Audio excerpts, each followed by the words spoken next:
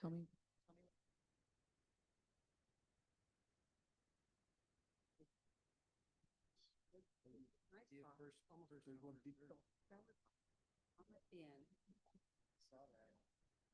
I know, really, right? Are you ready? Okay, you can hear me? In order for them to hear the audio on the live stream, you have to speak into your microphone. It's a little different than the board. And you can toggle And the microphones are live. you can toggle them on and off with that switch on the micro. You can toggle it on and off. There might be a delay though if you keep going back and forth. Yeah, so I would- probably best. No. It'll pick a little bit. Be careful what you say. They're live. Are we ready? Okay, did you see Matt? We're ready. Are we ready? Okay. Are we streaming? Oh, great. Okay, I am convening this meeting at 6:16. All right, so we will begin, a roll call. I will start with trustee Vargas, Present.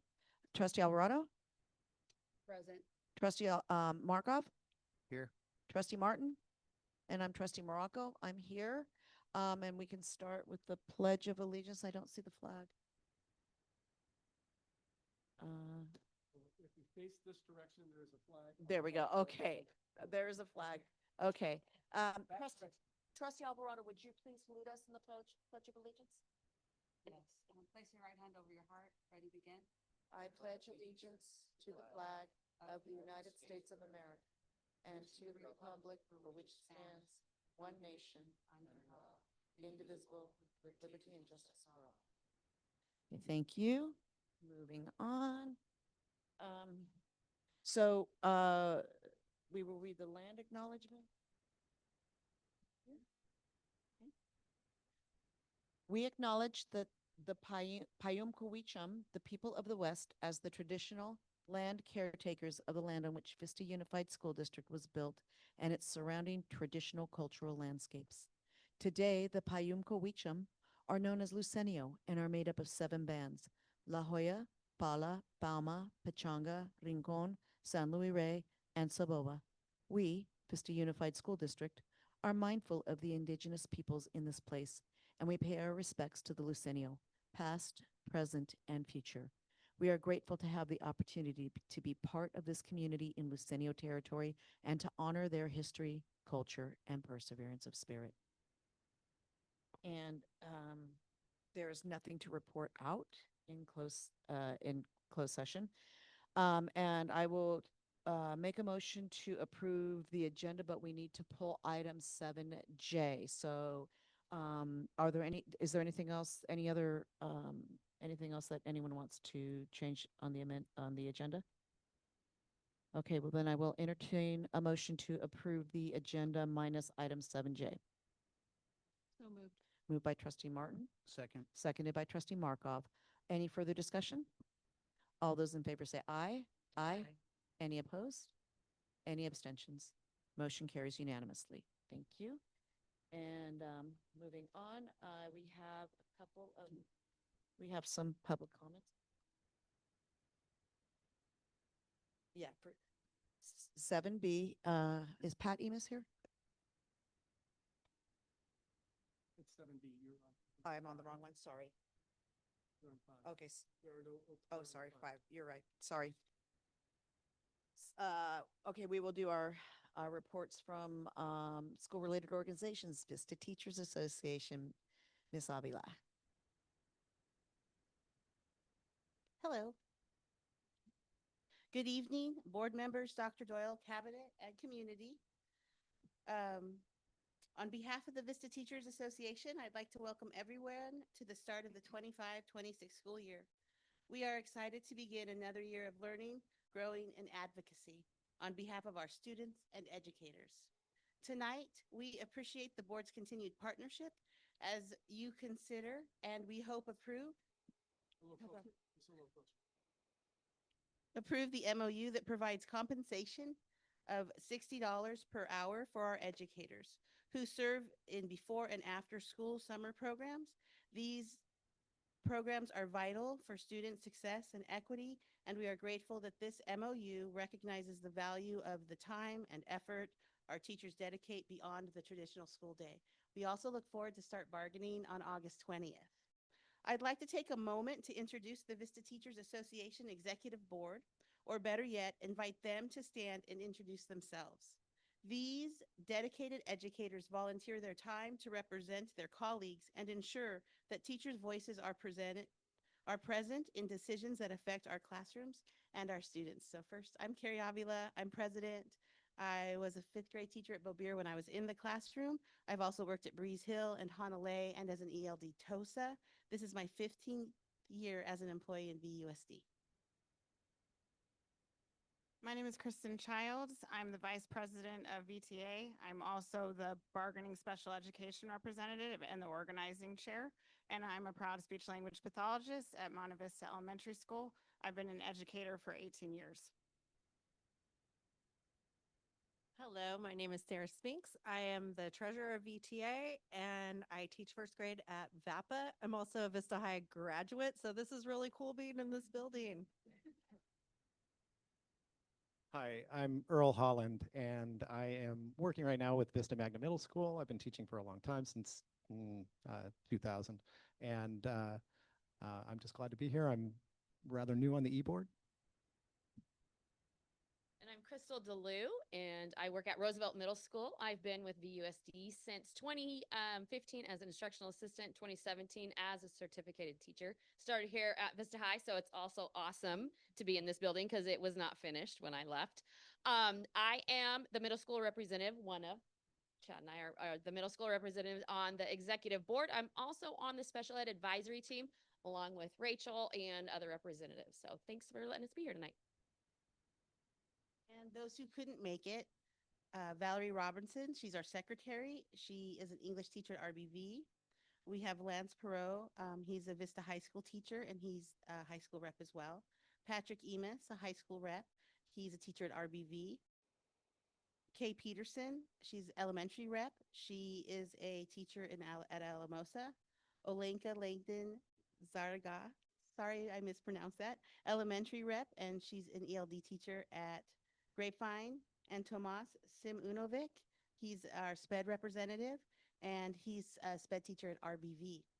So too often we hear negative rhetoric about teachers' unions, but it is important to remember that teachers' unions are made up of teachers. We are the people in classrooms teaching, mentoring, and caring for students every single day. Supporting teachers means supporting teachers' unions because our focus is on advocating for fair working conditions, reasonable hours, and professional wages. These are not political talking points. They are the foundations of a strong, sustainable education system. I recently heard a quote that resonates deeply with me. You can be a teacher and never need a doctor or a lawyer, but to be any profession, you need a teacher. Let's carry that truth with us this school year. Thank you for your continued support of our educators. Respectfully, VTA. Thank you. Thank you. That was nice to meet all those teachers. Next would be our classified employees, Ms. Ramos.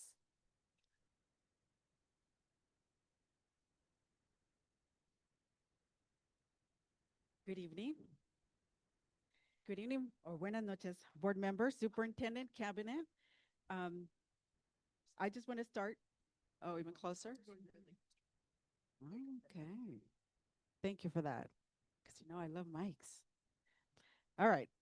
So I want to start with a quick update. 2 months ago, I shared with you all that one of our goals is to have employee forums for job classifications. And the whole purpose is to be able to communicate their needs and just work together, right, with the district. So I'm happy to say that we started our first employee forum with custodial staff this summer. This also began with conversations during bargaining with the district. It was suggested, and thanks to the district, it happened. So I just want to say thanks, but I want to share with you, why it's also important. But along with that first custodial employee staff forum, we are planning to have a similar forum for community liaisons. And we're hoping to make this happen at the end of August. And then we'll have a follow-up employee forum for CNS staff. And I say follow-up because they had their employee forum in May. They were very thankful for the opportunity to share the concerns and discuss with the district directly, but now they want to follow up. They want to get responses. Um, and so we're hoping that we can make that happen in September. So why is this important? So earlier I said unknown needs cannot be met, or it's for them to be heard. But I'll just give you an example with community liaisons. As you are aware, because you made a decision, there's not going to be 5 community liaisons, right? No, that we have to not, excuse me, there's no funding for it, right? So what that means, the result of that is split shifts for community liaisons. So it's as simple as them understanding, what does this mean? I now report to 2 principals. Who is my main supervisor? Who is my supervisor who's going to evaluate me? It's as simple as that, right? That's just to give you an example. So it's an opportunity to start the year on the right foot, explaining the expectations, communicating those expectations. But also, one of the key things that community liaisons enjoy and take pride in is doing family workshops. If they are servicing families from 2 schools, they need to understand what is the expectation of the principal, how many workshops, and so they need to manage that and plan that for their year so that it's not put on them immediately or without any planning, so that they can be successful. We want them to succeed in their roles. For custodial staff, we just heard VTA mentioned, the MOU for after school programs. We all want our students to be in clean classrooms. So custodial staff address their workload. Examples were the work that they do for after hours, after school programs. It impacts their work because there's classrooms they cannot clean. So they need to arrange their schedules or basically communicate with principals about their needs to make sure every classroom gets clean at the end of the day or before students come back the next day. So I just wanted to stress that. So it's positive note. So we hope to continue this in order to have our employees be successful, start this new school year. And then the second item I do want to mention is something that CSEA has been talking with the district since a year ago. And we talked about it with Dr. Doyle, which is educating our classified staff that we, by state law, we are disaster service workers. We've surveyed our members, and surprisingly, they're not all familiar or aware that that's the fact. In other words, they're not aware that they're expected to stay if an emergency were to happen.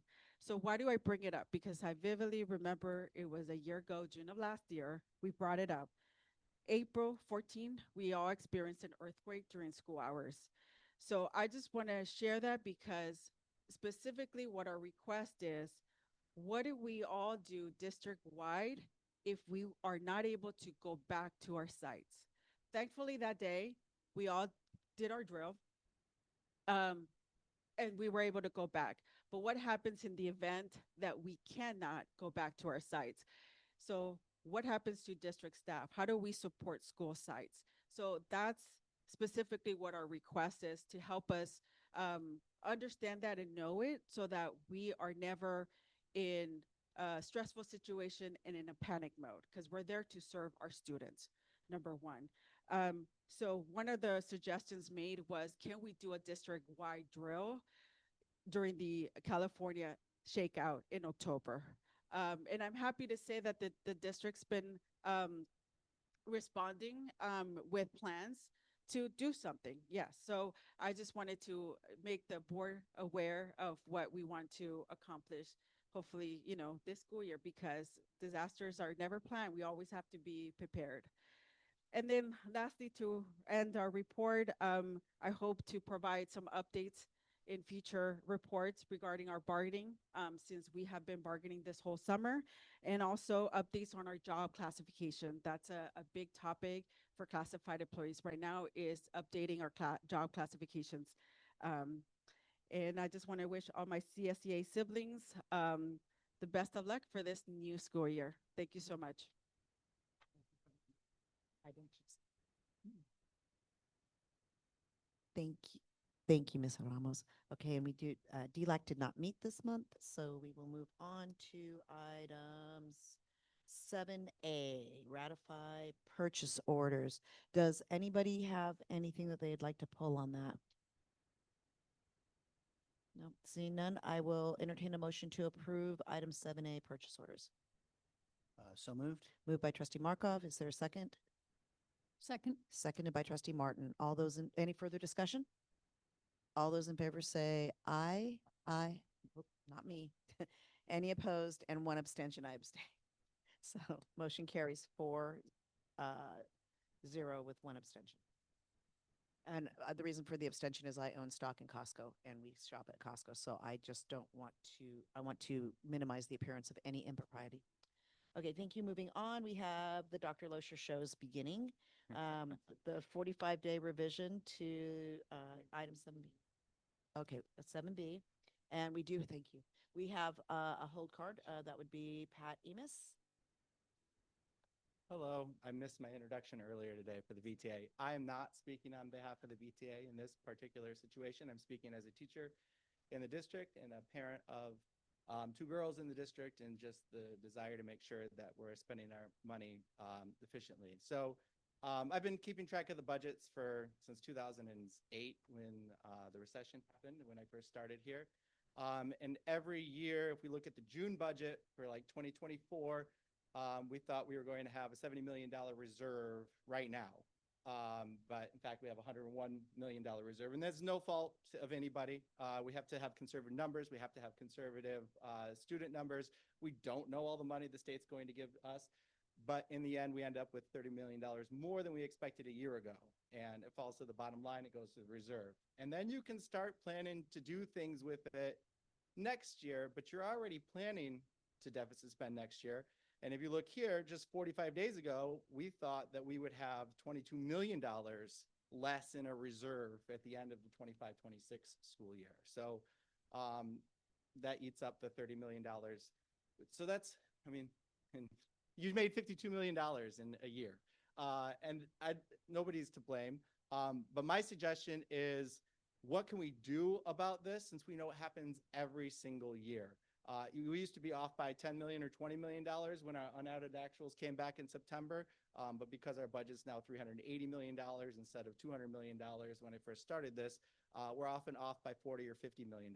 And so my suggestion is just, what you guys did with summer school this summer was unbelievable. You pay teachers what they're worth. You sign that MOU for $60 an hour outside the workday. Those are the types of things that I think buy back into our teachers, which is where that money should be going every time. So as you consider this and you see that money coming in, please just make sure that you have a place for it to go so that it doesn't build our reserve. And feel free to take some risks. We will always be here to help you. I know that we did in 2011, 2012. So if you're deficit spending 3 years out and you're like, oh man, we're going to be negative, maybe deficit spend 2 years out, like negative budget 2 years out, if it's possible, because we will be there to help you. And when it comes back and you're not really deficit spending $30 million, you're only deficit spending $8 million, we'll be here for you. Anyway, thank you very much. Thank you. Okay, now it's the Sean Loescher show, co-starring Anna Machado. Very capable co-star. Very capable, very capable. Thank you, President Morocco, Vice President Martin, members of the Board of Trustees, Dr. Doyle. I am joined by Ms. Machado, who has been my closest collaborating partner for the last year. We are here with your 45-day revision. To open the 45-day revision, we want to thank this board and boards across the state of California for your advocacy regarding federal funding. We were pleased to see that all impounded funds have been released.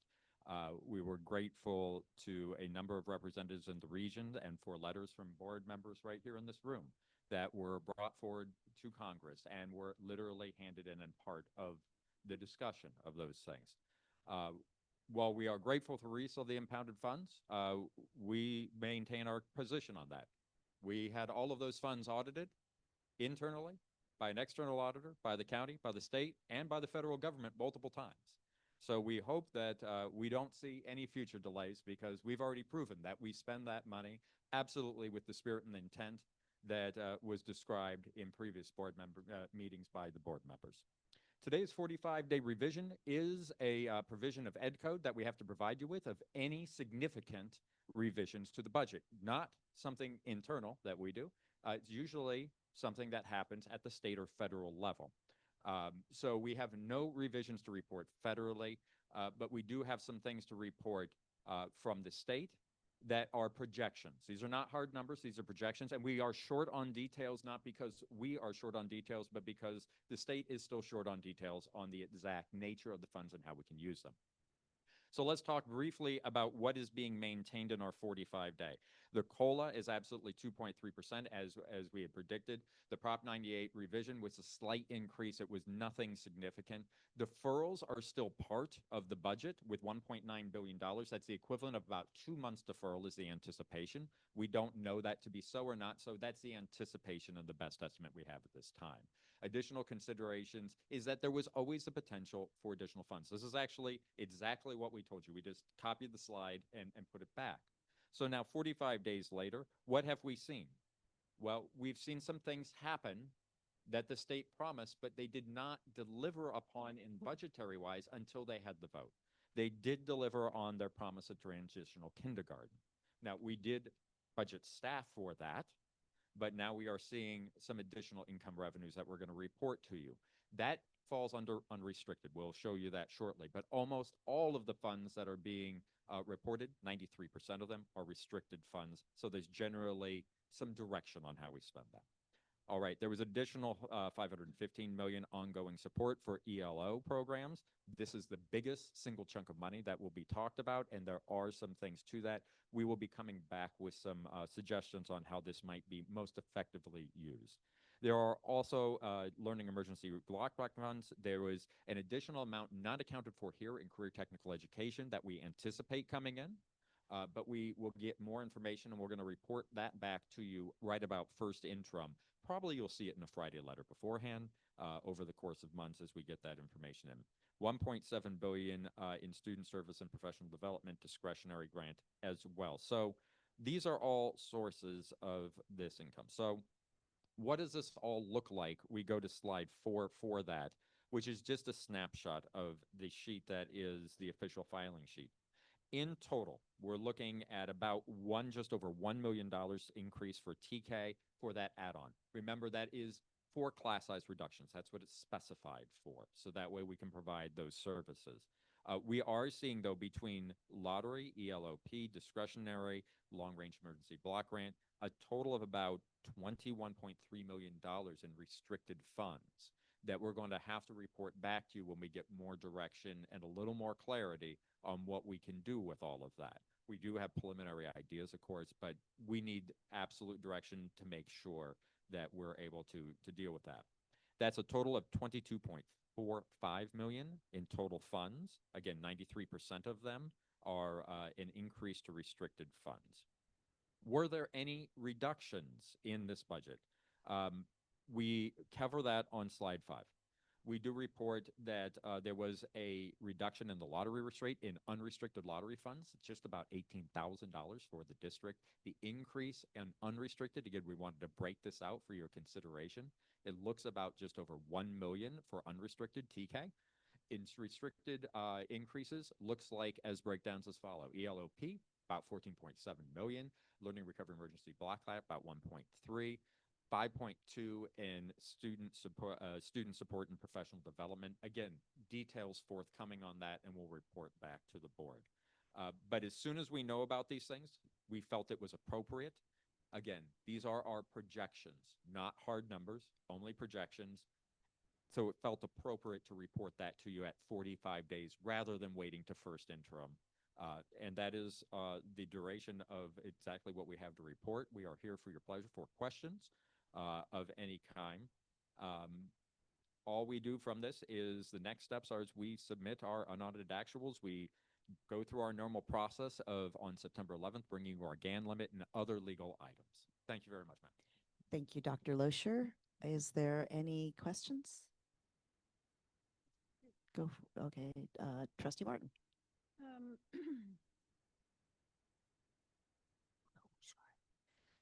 So are we going to be talking, scheduling another budget, special meeting for a budget discussion on this money? Or will you be bringing us options? What?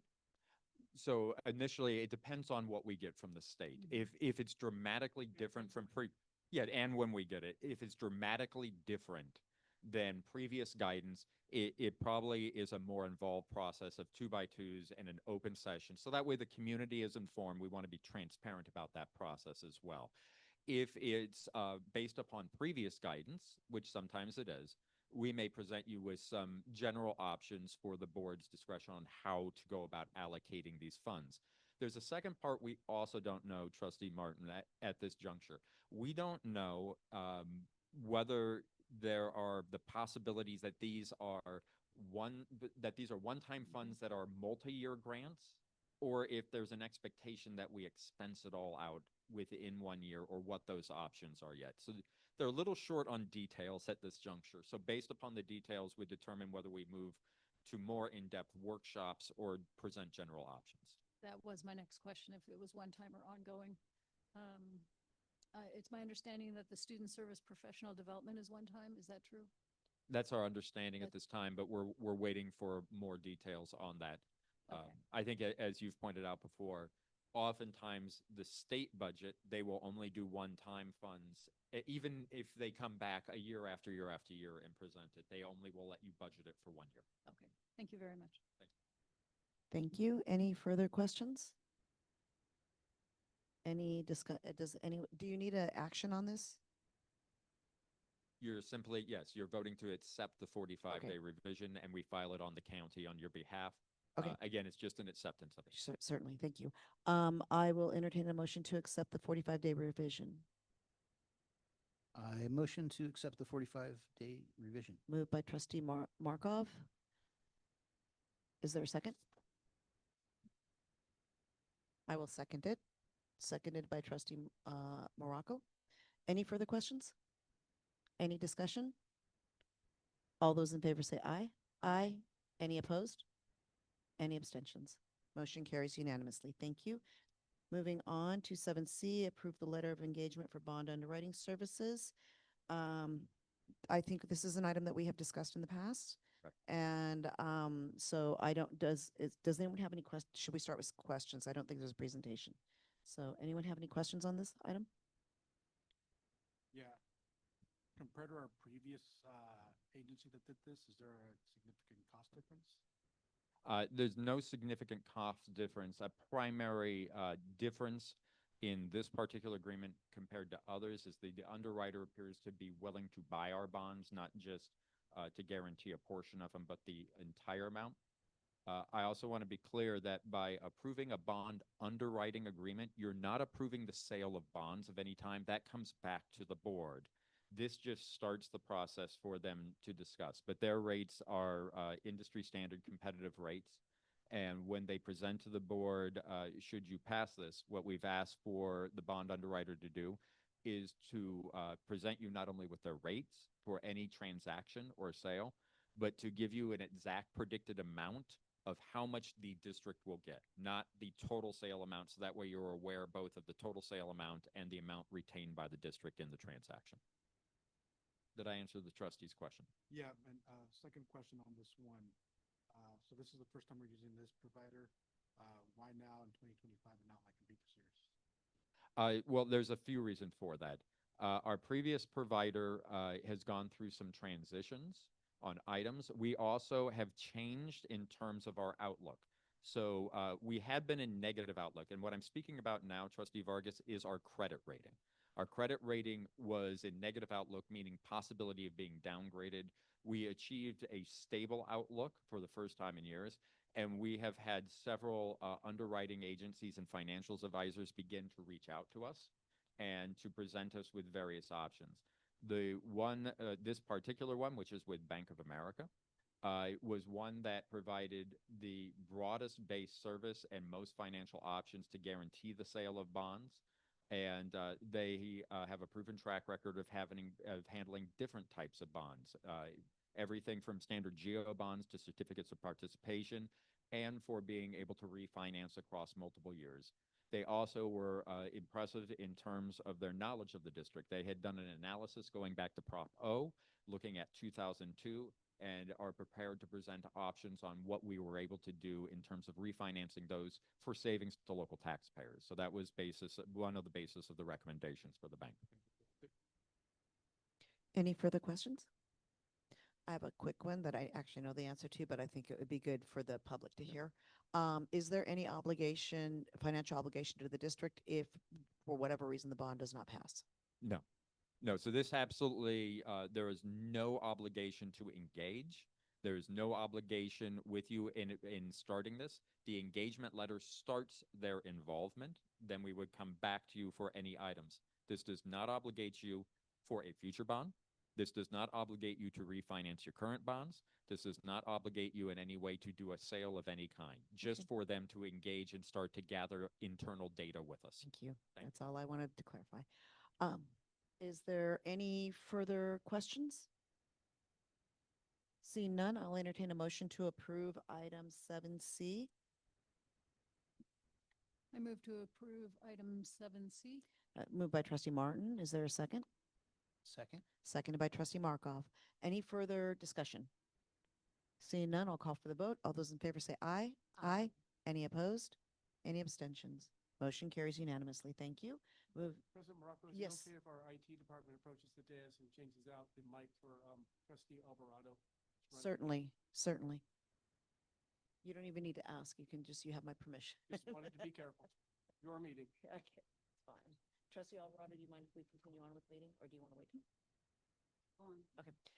Moving on to item 7D, approve resolution 2607 authorizing intra-budget transfers. And again, there is no presentation. Does anyone have any questions? Okay, go. Trustee Martin has questions. In the background information about the third sentence down, it says this resolution noted and attached covers routine budget adjustments necessary for the fiscal year 25-26. Can you give me an example of routine? Sure. Let me give you two examples, just in general. One is in the course of actions, it is entirely possible as a human-based organization that people can spend money not appropriate to a particular funding source, meaning it's appropriate to another funding source, but not to this one. This would allow for us to transfer the purchase between them, and it's no harm, no foul, then we're not in violation of the funding source. For example, if we were to do an action that we believe is based on Title I, and it was determined by an auditor that this is not permissible in Title I, we could move it to a different fund and we could move things around. The example we gave at the previous board meeting was in the terms of federal impounding dollars, that one of the options would be that we simply would look at the guidance from the federal government and we would just move funds around. That would be one example of it in terms of narrative. The other would be that sometimes when you're trying to engage in a service, particularly for restricted funds, sometimes the contract or the service doesn't work out or you discontinue it. Those funds oftentimes have a limited duration of use. Well, if they qualify for different things, we can move funds around as part of routine business to take care of that, to make sure we don't lose the funds and maximize the funds in a different way. So those would be my two examples for the trustee. And so this is not a one-time, this is kind of an open-ended for the fiscal year or for the school year 25-26. Correct. And it is part of the thing that happens towards the end of the year is we look at, are we at risk for any funds based upon any feedback we've received from the state or federal government? Are we at risk of losing any funds for anything we haven't spent? And how do we maximize the use of our funds across the board between restricted and unrestricted? And this permits us to do that. We're required by law to have a resolution on file and gain the board's permission to do that. Will any of these funds, particularly if they're large dollar transfers, will we be notified of that as a board? We certainly can notify you of it. It is part of regular business, and sometimes it happens very quickly. We do on the interim reporting. show you where we have moved funds around in general, but we can be more specific. It's the pleasure of the board to let us know what level of detail you would like to see for that. And, you know, we are grateful that we've had meetings with trustees like yourself, so that way we can continue that conversation on what would be the level of detail required for the board to make an informed decision. For the board, I would be interested in anything, perhaps 500,000 or more. Okay. That we be notified. I'm not talking about, you know, before you do it, the day you do it. Understood. It could even be within the quarterlies or just so that we know funds are being moved around. That sounds fair enough. We can take that note, and we'll make sure to follow up and, you know, so note it in the Friday letter, and then we'll make it internal as part of our practice and procedure. That would be great. You're talking about our annual resolution that we bring to the board to allow us to make those changes. Okay. So, and another good example is we got more money, right? And so we shift priority, and so those would be included. Okay. And you were allowing us to go ahead. It's the large dollar amounts that I Yeah. want to kind of keep track of. So if everybody else is amenable, or if someone wants to set another limit, I would be amenable to that also. Does anyone have any issues with Trustee Martin's $500,000 limit? Are we good with that? Everybody thumb up? Okay. So let's be clear. I just want to make sure our team is clear. So what you're asking is that you would be notified in the event that some fund transfer or adjustment needed to be made in excess of $500,000. I just wanted for the record, so we're all clear what you're asking. And that's something we can deliver on. And it doesn't have to, as I said, it doesn't have to be prior. I just want to know. Absolutely. So Yeah. that we know where the We just money want is to be going. informed. Yeah. Yeah. We will make sure that happens. Okay. 100%. I can think of many instances where that would be pertinent information. For example, we did this with ESSER 3 funds and others, so we absolutely can inform you. So I do have a thought on that. I'm wondering if we shouldn't bring it down to 100,000. Is there, because sometimes some of these funds only have about, you know, they don't, some of the funds don't, they only have like 40 or $50,000 in them anyway. Yeah, I guess the only feedback I would give you on that is it would be, it would cause more work for the staff. Okay. So I understand what you're asking for, and I think it's appropriate, but we also have to consider that staff already has their job now. So Well- the more, the smaller you make the amount, the more work you make for the And, staff. well, okay, I'll tell you what, let me ask you this question. How have we handled this in the past? We have reported during the typical reporting periods. Yeah. Okay, So we pass the annual resolution, and then we report it as part of interim reporting. On the okay, board. there you go. Times a year. Okay, so I'm fine with the $500,000. I think that if but you report every amount in that interim Yeah, reporting. Yes, it's in the SACS report. Yeah, I in the gotcha. tax report. I got you. Okay. So you So- have all the information. I think what I'm hearing from Trustee Martin is she would just like to be like, have a heads up on those big ticket items. big, yeah. Okay. We understand, and Sounds that's good. totally appropriate request. We can follow through on that. Then I'm good with the $500,000 amount too. Okay. Any further questions? Seeing none, I'll call for a motion to approve item, let me get back to the agenda because I can't remember which one it was. Item 7D. C. No, D. D. 7D. So moved. Moved by Trustee Martin. Is there a second? Second? Seconded by Trustee Markov. Any further discussion? Seeing none, I'll call for the vote. All those in favor say aye. Aye. Any opposed? Any abstentions? Motion carries unanimously. Moving on, we're to item 7E, Resolution 2608, Temporary Interfund Transfers. Does anyone have any questions? Are we good? Seeing none, I will entertain a motion to approve item 7E. I motion to approve item 7E. Moved by Trustee Markov. Is there a second? Second. Seconded by Trustee Martin. Any further discussion? All those in favor say aye. Aye. Any opposed? Any abstentions? Motion carries unanimously. Item 7F, Resolution 2609, Accounting for Compensated Absences in accordance with GASB Statement Number 101.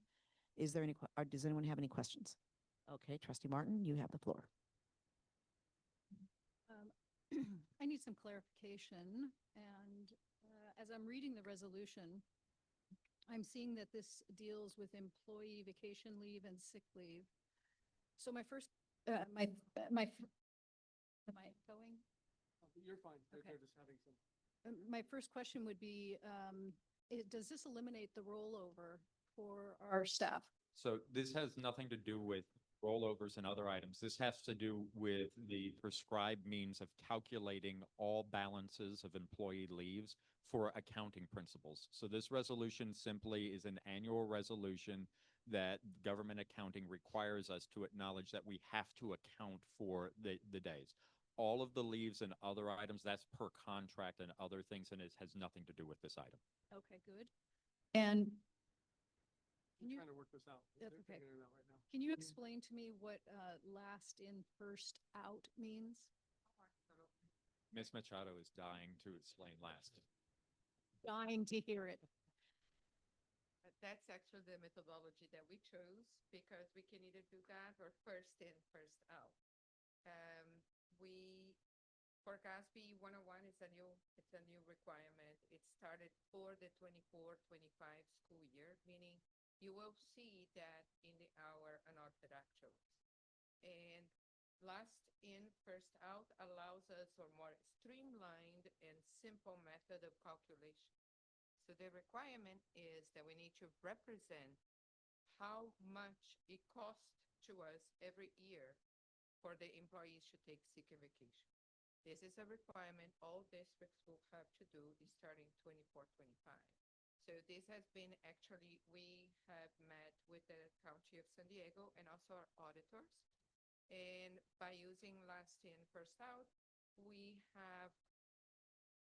it's easier for us to calculate because we have the current value of the sick or vacation time instead of going back to the beginning, calculating how much that was in each year.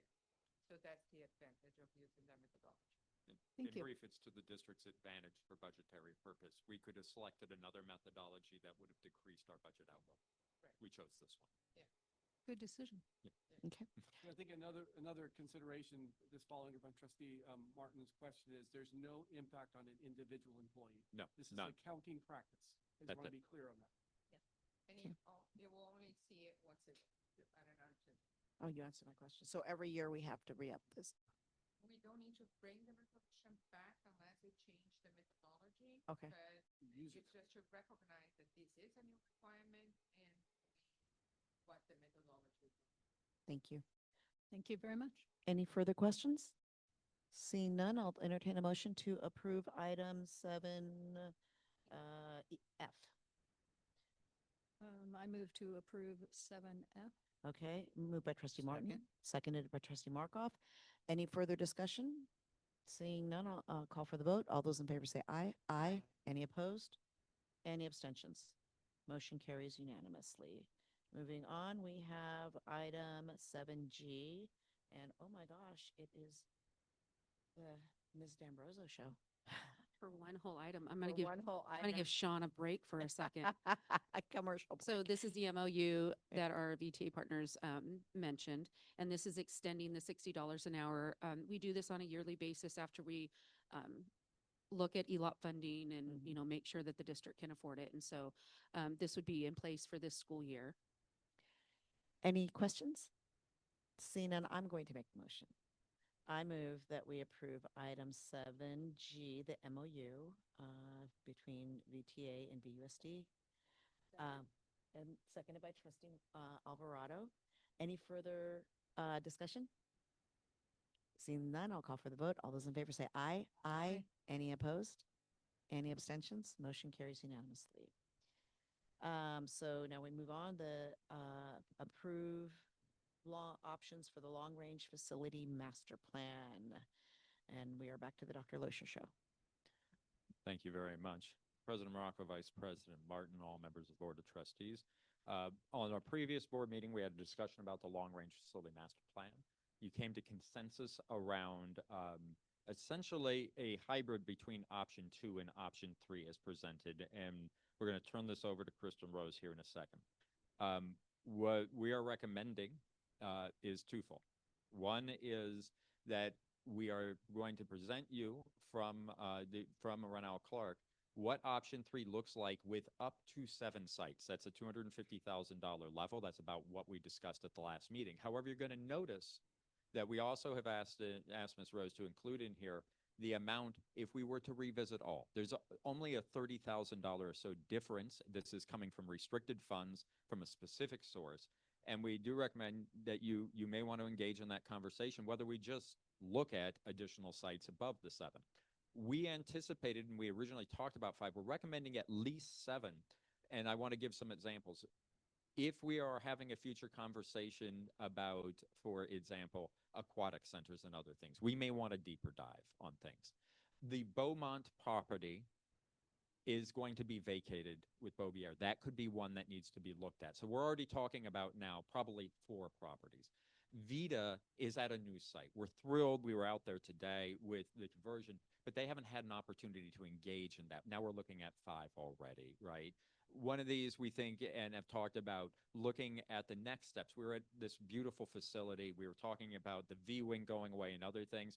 We want to have that conversation about other sites. For example, Rancho Buena Vista would be an ideal site to have that. Now we're up to 6. So we did recommend 7, so that way we can have that. We came a long way on discussions about Monte Vistas and others. But it may be the board's prerogative to say, just go ahead and look at budgeting it at the full amount. And if you don't need all the sites, you don't need all the sites in the conversation. But that's for your discussion. So I'll turn it over to Krista Rose now, who will give you the updated fee proposal. We have Steve Prince with us from Rennell Clark as well, our principal architect of the local office, for any additional questions. And Krista Rose, I'm going to hand it over to you. Thank you for joining us from Riverside. I hope the night you went crap. It wasn't too bad at all. Bring that microphone real close to your mouth. Can you hear me now? No. Better when you're close. Okay. You can- Usually I have to back up because no, everybody no. says I'm too loud. Different venue, different.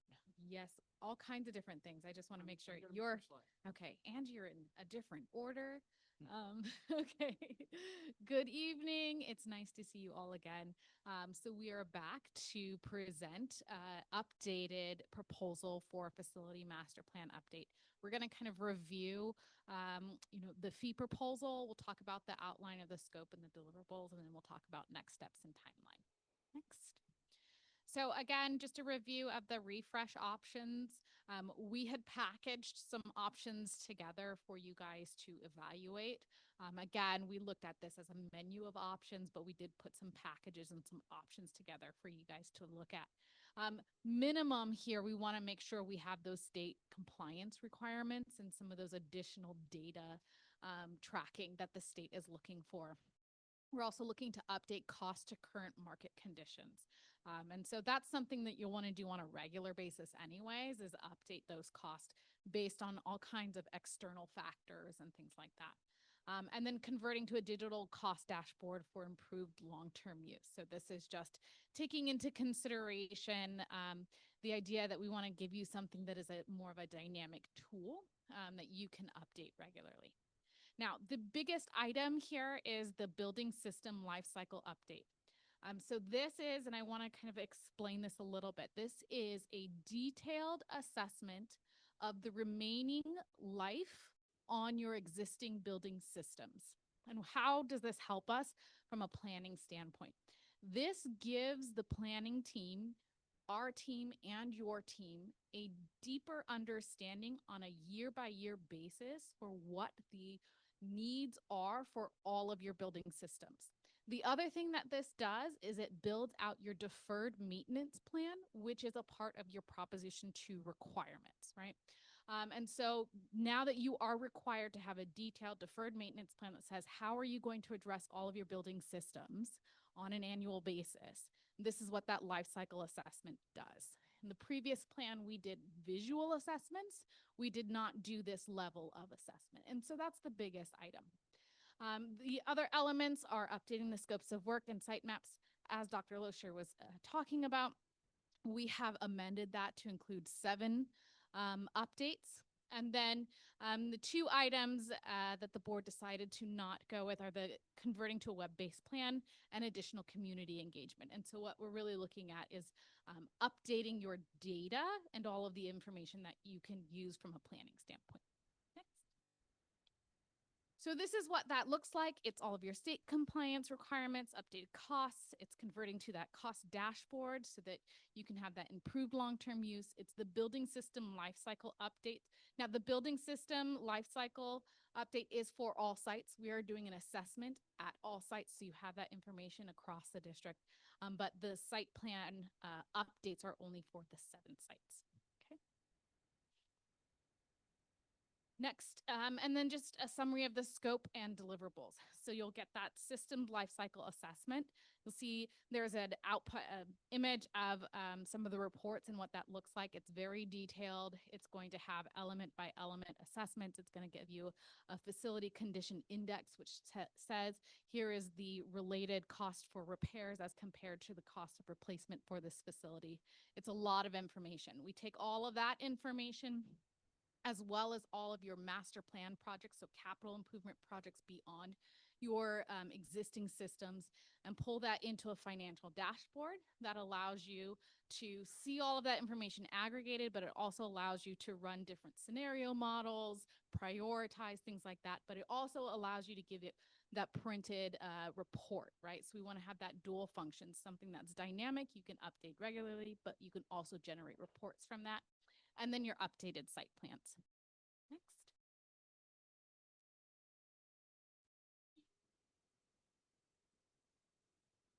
So this would be the proposed next steps and timeline. Our phase 1 is project startup, converting the existing master plan to the digital database. On our end, it's more taking all of your existing data and just getting it formatted for that digital database. And then preparing for the life cycle assessments, getting that team up and going. We anticipate that they would be able to start site walks around September, the beginning of September. And then that would continue on through December in terms of site walks and then developing all of the reports and everything that comes from that. And so that life cycle assessment. And then in moving into phase 3, from there, once we have an understanding of all of your updated information, then we can develop those plan updates and sit down with your teams and say, okay, what do we want to do from a planning perspective? How have things changed across some of these sites? How do we want to incorporate that or layer that into the plans? And then phase 4 would be any additional cost updates as it relates to those plan updates. And so timeline wise, that phase 1 and the next 4 or 6 weeks. Phase 2 would begin in September, take about 12 weeks. Phase 3 from October to December, so it overlaps with phase 2 about 6 weeks. And then ending in the phase 4 from January to February, about 4 weeks or so. Okay, next. So discussion, I'll turn it over to you. Okay, thank you. Any questions? I have a question. I just want clarification that what we're looking at doing tonight is to approve the $250,000. Is that correct?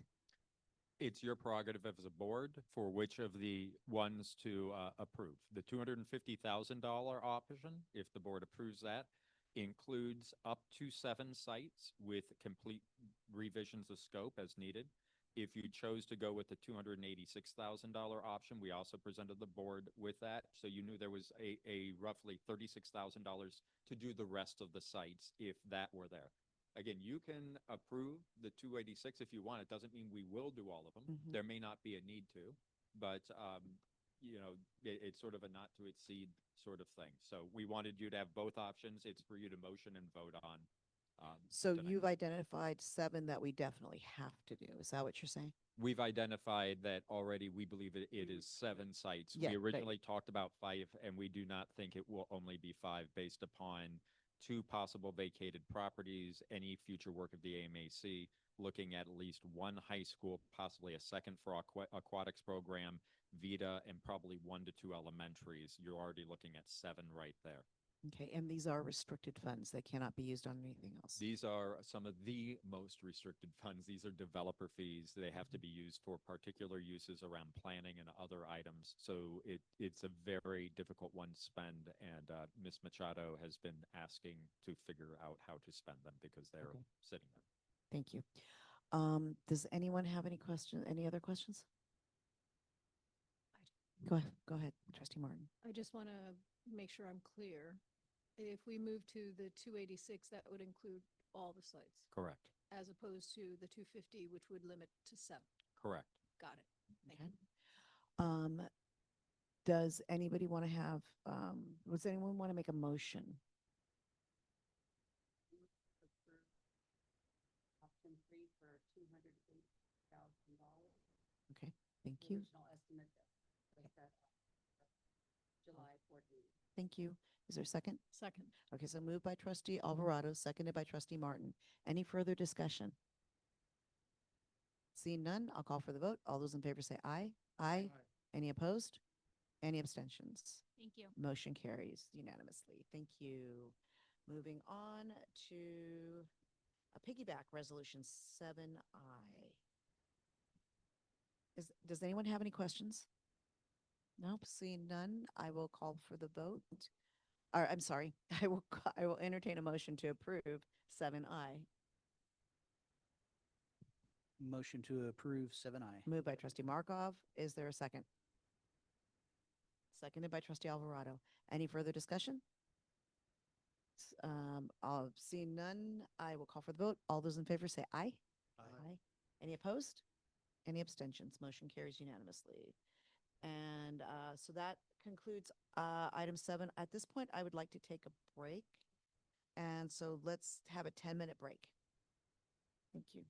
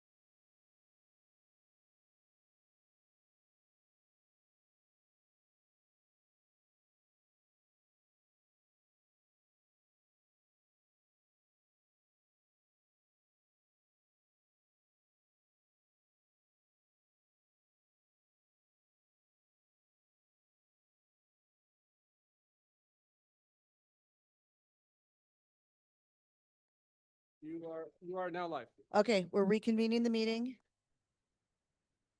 Okay, we are moving on to the consent calendar item. Does anyone want anything pulled? I do. I want where's the contracts?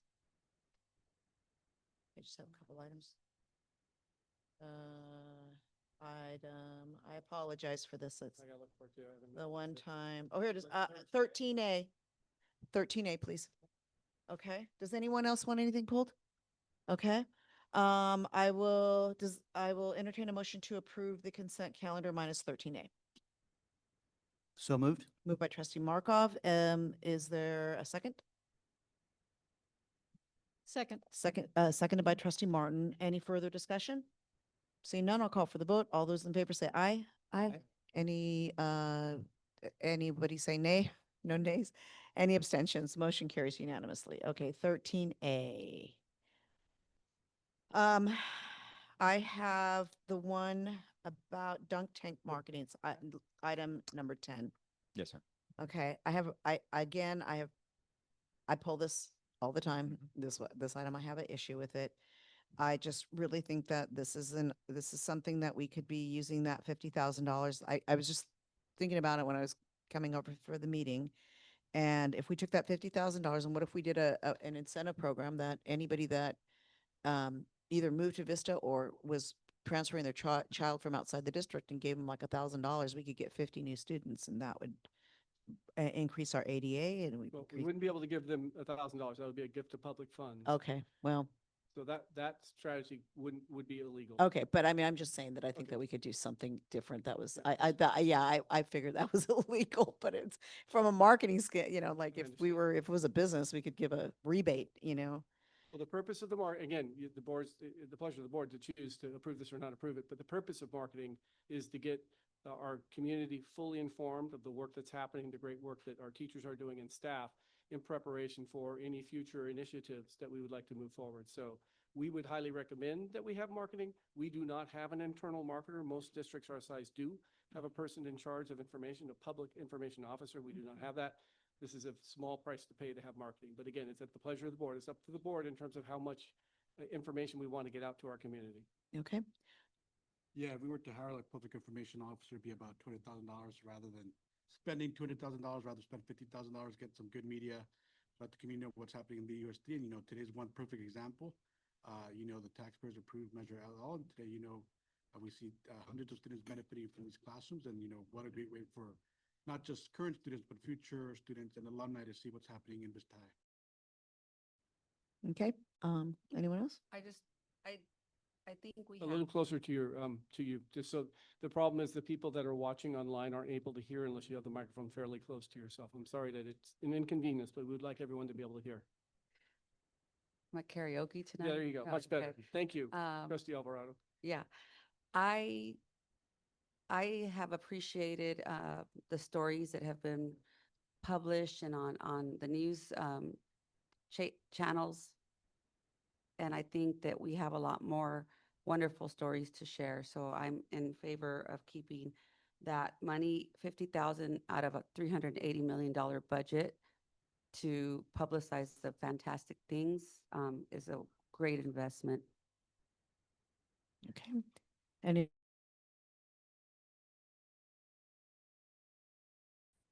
have anything to say? Okay. I realize that it is in the scheme of a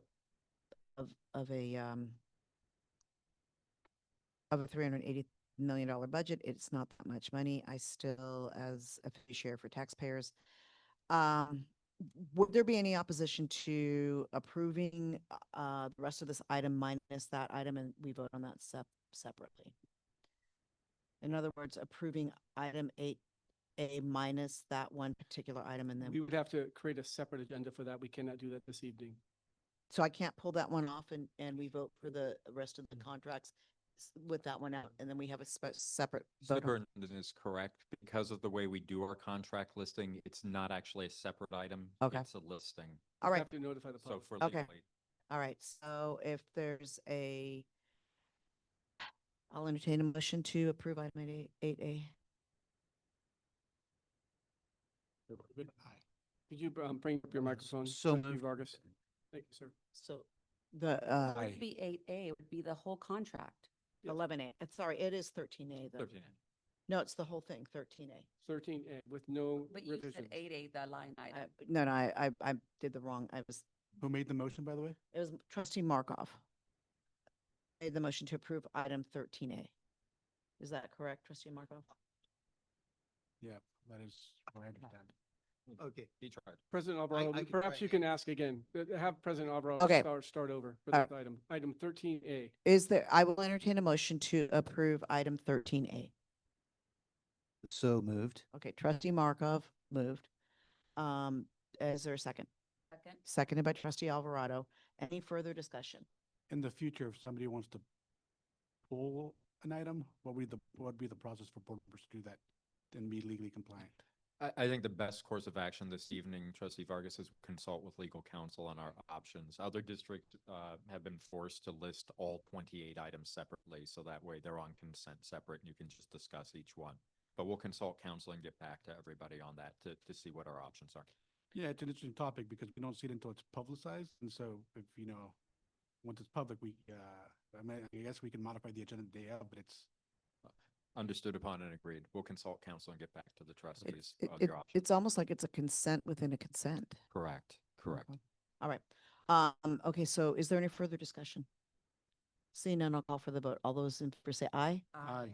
I am a nay. Are there any abstentions?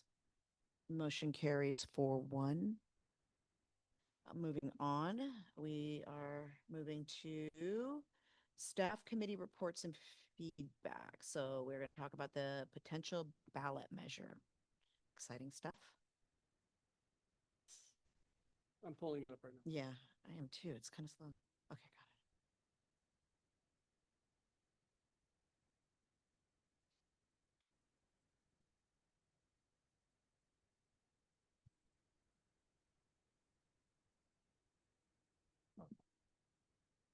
Thank you very much, President Baracco, Vice President Martin, to all the members of the board trustees.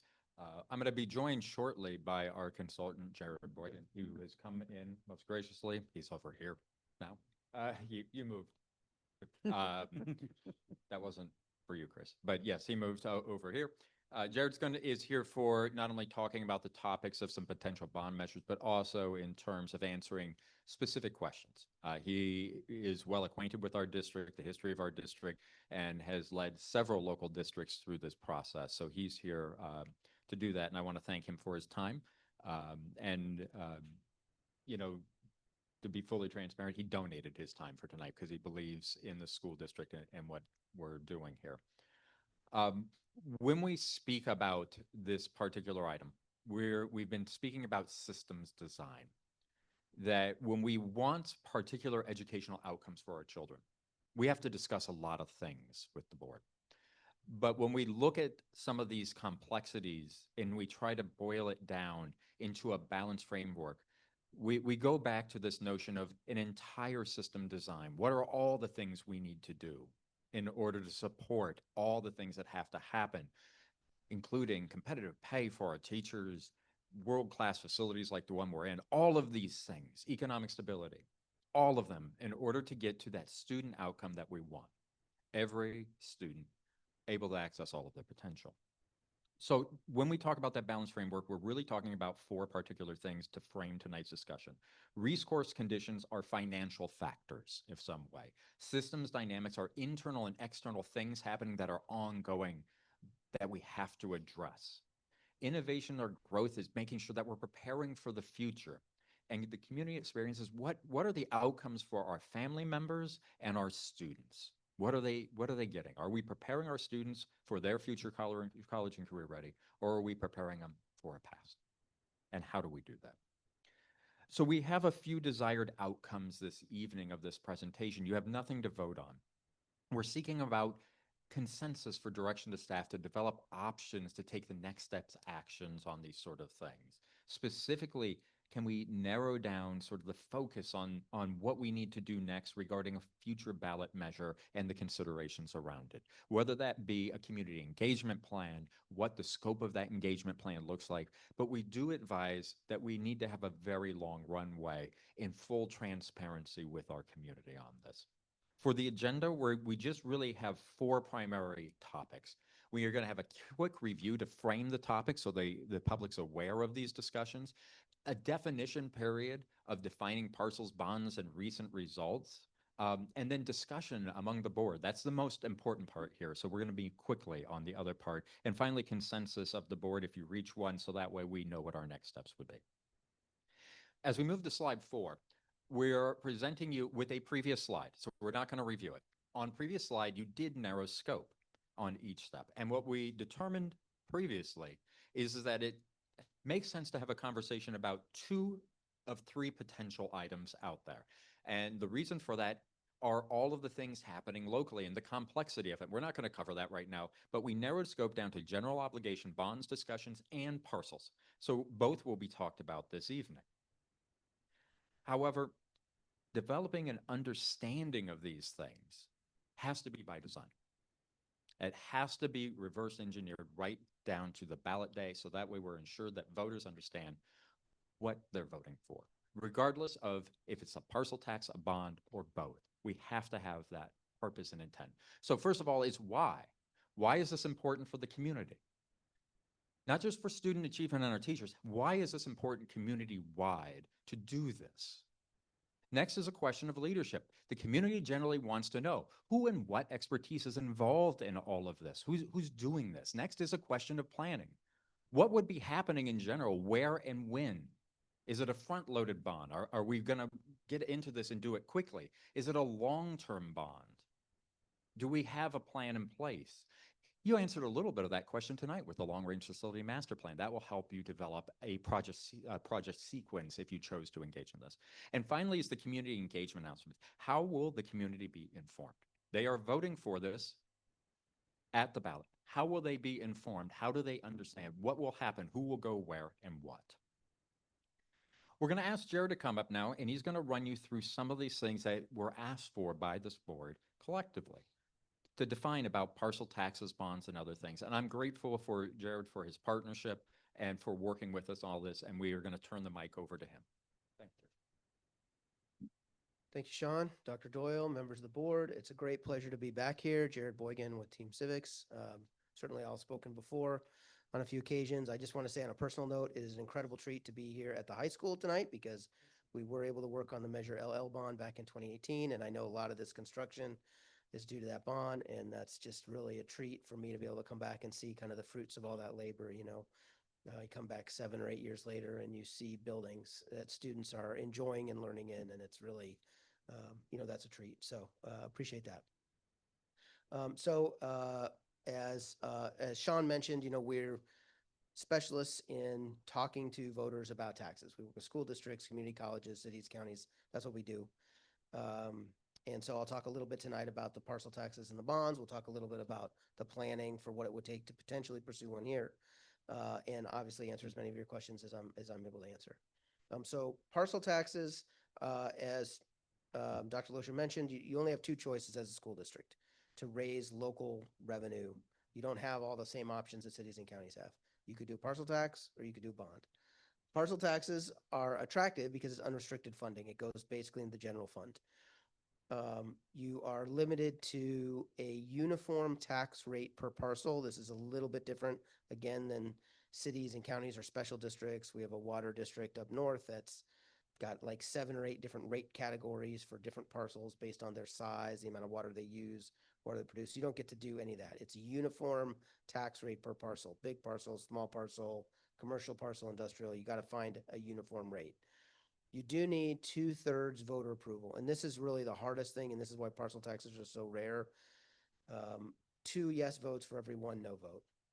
And, in my business, which is kind of a vote counting kind of a business, in California, almost any community you go into, 25% of the voters are just going to say no on any tax of any kind, just on principle. They believe government's got enough. Government can make it work. I don't care what the cause is. I'm just not for it. So that means if you're trying to count to 67, you're really not counting to 67 out of 100. You're counting to 67 out of available 75. Sorry, I hope that's not me. Um, so, um, so it's very challenging. It basically requires an incredible amount of community consensus. It usually requires a fairly conservative, low tax rate. You are allowed to do senior exemptions in a parcel tax. You're not allowed to do that for a bond. And citizen oversight is not required for parcel taxes, although most districts that pass them, do include some form of citizen oversight. That's a good political compromise. They are very challenging, and as a result of that, you just do not have any examples of K-12 parcel taxes in this county, in Orange County, in the Inland Empire. In fact, the only county in Southern California that has school parcel taxes, Los Angeles County. They tend to be in high wealth communities like San Marino, South Pasadena, Santa Monica, Malibu, which is sort of high wealth and also extremely, extremely sort of liberal politically. Um, you know, um, we don't have examples in other sort of more gateway type communities in LA County. Even it does tend to be in sort of those higher wealth areas, and then a lot of them are up north in the Bay Area. So it just is a very challenging thing to do. We've certainly worked on as many of them as anybody in the state. I'm happy to talk about them, but I want to be very realistic about the challenge. Parcel taxes are a heavy lift. They're hard to get done. Okay, bonds. Oh, thank you. Did I do that or did somebody else? I do did that. Oh, very nice. You reading my mind. Amazing. Okay, bonds. So these are restricted funds only for capital improvements. You guys are very familiar with this because you've been doing Measure LL projects. This is the only dedicated school facility improvement funding. The state does not really give you a stream of funding to do this. You kind of have to make it work with what you get from the state. There are state matching funds. State does pass a bond from time to time, and you can compete, using your local match to get those state. But the state's not giving districts regular money for facilities, and that's why districts pursue bonds, regularly, because they have to do facility improvements.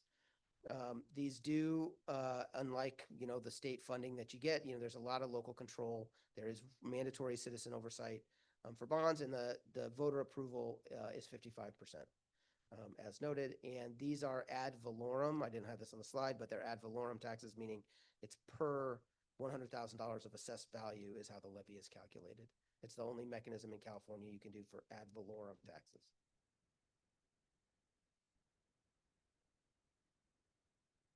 So here are some passage rates.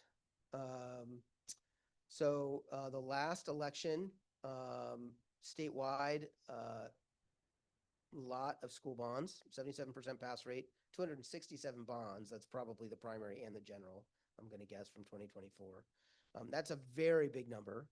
That's in part because we had a little bit of a backlog in school bonds. 2020, March is right as the COVID outbreak happened. A number of districts failed bonds in March right after the COVID outbreak happened. November of 2020, which normally would have been a very big election for bonds, most districts did not go because the pandemic. 22 was still a little bit of an uncertain time. We were in a pandemic, out of a pandemic, back in a pandemic. There was concerns about the economy, so there was only about half the number of bonds on the 2022 ballot that normally would be on a gubernatorial election.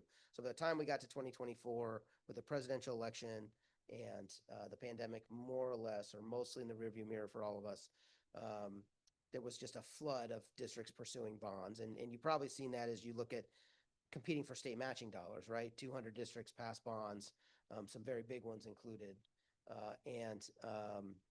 As a result, there's been a lot of subscribers to the state bond system, 77% pass rate, about 60% in this county. In this county, if you look at the wins and the losses, you can really just draw a geographic line. It's East County up towards the Bonsall-Fallbrook area.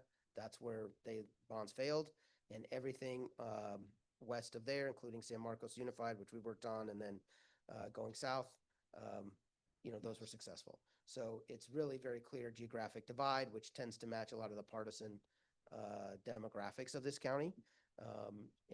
Also there's some concerns about growth that sometimes impacts bond measures in this county. Parcel taxes, there were much fewer of them, 1/10 the number, right? 267 school bonds, 26 parcel taxes. Most of them passed, but again, we're very choosy about who we suggest goes to the ballot with parcel taxes, because it's a lot of hard work and they can be unsuccessful. And there are no local examples. Gary, could you go back to district polling for May? We have newer board members, and I wanted you to explain that.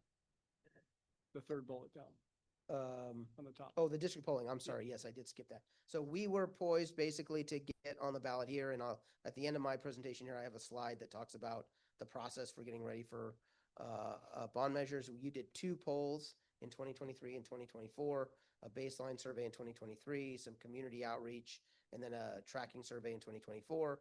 District voters were indicated a 65% likelihood of supporting. 65% of voters said they would definitely or probably support a bond measure if it were on the ballot in November of 2024. So we felt like your district was probably well poised to do that. And we anticipate that your voters, probably feel something similar. The electorate's a little bit different in 2026. 2024 is a presidential election, so it's the largest in a 4-year turnout, even though last presidential was a little smaller than some presidentials, but it's still bigger than 2026 will be a gubernatorial election. It'll be higher than some because this is an open seat. When you have a midterm election with an existing governor and without a strong race, that tends to be lower. This will be more interesting than that for voters because they'll be picking a new governor, and whether it's a DR race or a DD race is yet to be determined, but it'll be interesting. And so there'll be some turnout for that. And so this slide is really where I kind of lay out the process of getting ready for a ballot measure. And some or maybe all of you have seen this before in different contexts, but I find it to be a really useful way of thinking about the process. When we start talking about bond elections, those of you who are veterans of political campaigns, you instantly start thinking about, oh gosh, lawn signs and fundraising letters and gosh, phone banks. Jared, are you going to make us do phone banks? No, we're not doing any more phone banks. But there is volunteer work to be done. And all that stuff is part of a bond election, but none of it can be funded by the district. And it all happens at the last 90 or 100 days. So that yellow arrow on the far right of the slide where it says win, those are things that private campaign committees led by volunteers, board members can participate, district staff members can participate as volunteers in their own time. Those things have to take place, but they're at the end of the process. And in our experience, the things that set school districts up for success in a bond measure or a parcel tax measure are the things that happen under these blue arrows before that, which is first you test a potential measure, you see where your voters are. What do they think? What is their appetite for tax measures at this time? What's their perception of the school district and services you provide? What's their understanding of your need for money? How do their priorities match up? Their priorities for raising their taxes match up with your actual needs. A lot of times we find in districts that voters are willing to support a bond, but the project lists that the district has are not the priorities that taxpayers want to pay for, and we have to spend some time bringing those into alignment. And that's usually like a 2.5 month process, the testing. Then there's the vetting, right? And this is being transparent publicly about the need and the consideration of a bond. If the board were to put a bond on the ballot, once you do that, it is fixed. It is a fixed proposal. So unlike, let's say you're running for city council, it can be the middle of October and you can wake up on Tuesday morning and read a news story or a next door post about parking meters. Suddenly you can be the parking candidate, right? Free parking for everybody. You cannot do that with a school bond. By the time we put it on the ballot, it's fixed. We don't get to read a next door post and change what it is. So we have to do our public due diligence before we finalize the proposal. We have to show people what we think we want to spend the money on. We have to hear their feedback. We have to answer questions. We can do school site tours. We have to explain to parents what projects are to be done, what the pace might be, set expectations.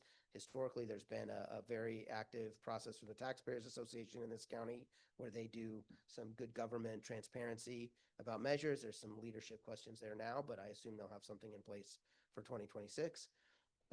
So all of this vetting process, and your district did that, by the way. Dr. Doyle, Dr. Loescher had many dozens of meetings out in the community, talking to people. We sent a couple pieces of mail to everybody to be transparent. Hey, we're thinking about this. This is why. What do you think? Tell us your feedback. You got hundreds of responses and postcards and online surveys of people telling you, asking questions. The district staff was able to answer those questions. So all of that is the vetting process, and that takes several months. That's usually 6 to 8 month process because, you have a big community, you cover parts of 2 cities, got to make sure Oceanside folks understand, hey, we're Vista Unified School District, but these are your schools, right? All those conversations have to take place. And then finally, we build the right measure. So when you adopt, and this is particularly important for a bond, but it also affects a parcel tax. A bond measure will have a specific project list attached to it. The project list in a bond measure does not look like the facilities master plan that an architect prepares for you with, beautiful plan drawings and slide deck and all that. And it doesn't look like a spreadsheet of numbers either, like your facilities department will prepare. It's a legal document that describes in legal terms the four corners within which you're allowed to spend bond dollars. And it also is the legal document that provides the real transparency, even though it's a legal document, it's hard to read, but that is where the real transparency comes for your voters. So we have to build a project list and a tax rate statement that go into your ballot resolution that tells the voters exactly what your intentions are. If we get this money, this is how we're going to spend it. So we have to put all that together, and then ultimately that comes to the board no later than 88 days before the potential election. If we were going to be on the June primary, it's a June, not February primary in 2026 because it's governor's race, not presidential race. It's how California rules work.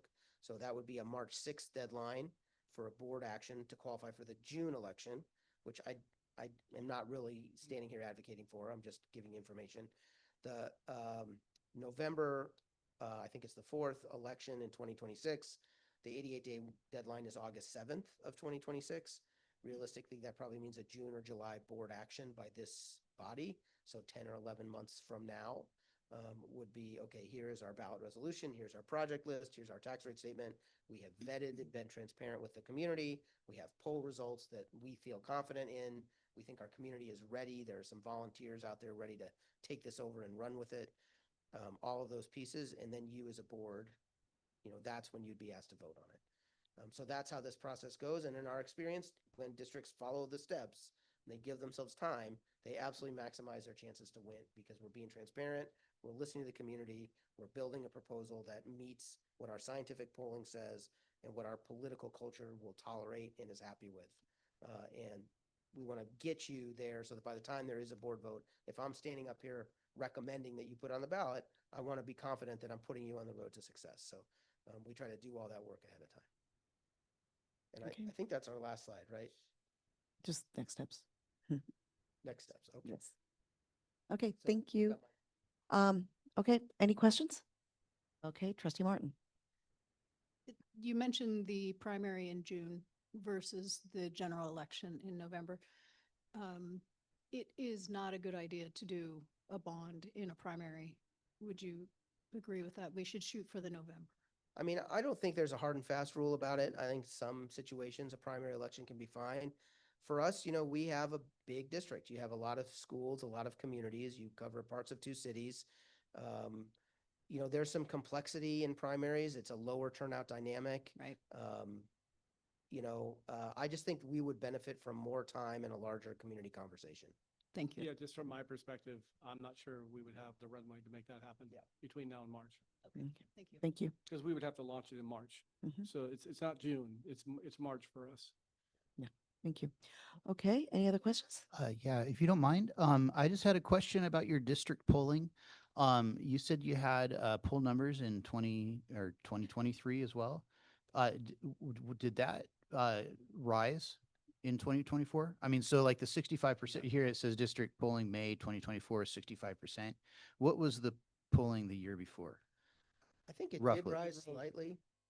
So to clarify, this is not a poll we typically run every year. So Right. there's not longitudinal data that we could go back. This was the second poll as part of a series, so it was not year over year. It was about 4 months apart, 3 months apart, somewhere in there. Okay. Yeah, a little further. It did rise Okay, from the first to the second. And, period. what do you attribute the rise to? Were you guys actively out Oh, yeah.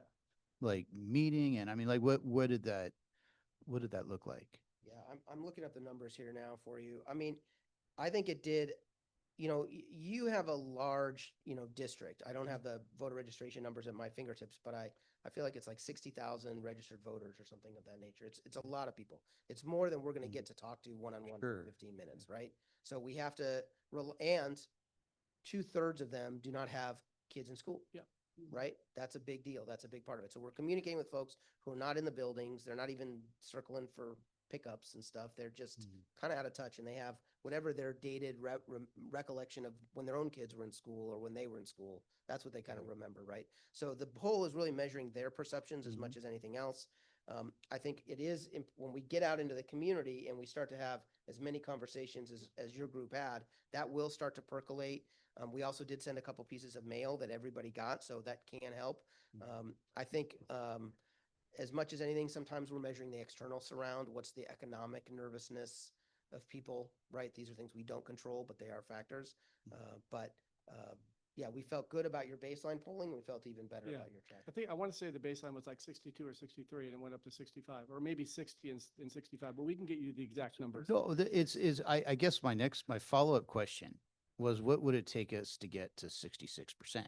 Right? That's the Yeah. 2/3 for the parcel tax. And I'm just, Yeah. I'm just Right. asking, I know that you were kind of thinking that maybe that's not the route to go, but Yeah. if Well, this is the polling. There's a couple things that are Yeah. going on here, though. But so before we get to the parcel tax, I want to fully answer your question on the Sure. previous one. And again, this is complex stuff, so it's going to require us to have back and forth about it.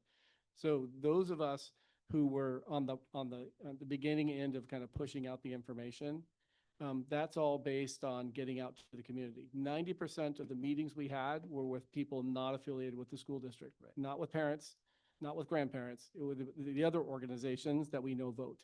And I think it's like 75% of the people who vote for the bond don't know anything about the district or aren't connected to the district. So we did, I want to say 80, I never counted them, but probably 80 different meetings with 80 different groups of people. So our outreach was pretty significant into the community. And, I know the community well, so I was able to connect. I have connections with all these different groups. Many of them are retired folks. We have a large percentage of folks, voters in this community that are retired. So we were in retirement communities. We were in healthcare communities that we visited. So a whole bunch of different things. So I just wanted to Yeah. finish that Thank you. aspect because Yeah. you asked that question. Yeah. Then we can switch to the 66% because that would be like the floor Right. of a parcel tax, 66%. So 65% is not the floor of a bond. So it's important to know that difference. Yeah. Go ahead, Jared. Or John. Yeah, so why don't we, we're going to go into pollster mode and some statistics here. So clearly, when we issue multiple surveys, a question we don't typically ask that you are, and it's a valid question, we can speculate on, because there was a lot of activity, is why, right? That's the reason why I think it was suggested by some trustees, we probably need to do some community engagement, some other things, and so not just have poll numbers, but also engage in some community work with different inputs, right? The next has to do with polling and with statistics. So let's go ahead and use the term 65%. 65% is one aspect of it. There's also a plus minus to that factor. So 65% is not a guarantee of anything. The plus minus can be 3 points. So it could be 62 or it could be 68. There's a plus minus in there. So typically that's called polling within the margins, right? So when we talk about things, and Vista Unified would be a great example, where Measure LL was not to happen on the year it was to happen originally. It was to happen in another year. But we're polling in the margins at that point, and the decision was, and perhaps wisely so, not to go forward that year because you're polling within the margins. And with the plus minus factor, you don't want to lose the election because that leaves a stigmatism on the district that in the future. So it's a great question about 65 versus 66, but you have to take some other statistical anomalies with that, the plus minus factor, and then the additional factors of, some people don't vote the way they say they're going to. That is a phenomenon we've seen on a few elections. And that sort of takes that plus minus traditional factor a little wider for comfort level, but 65 seemed plausible over 55. I don't know. Great. regarding that. Okay, no, thank you.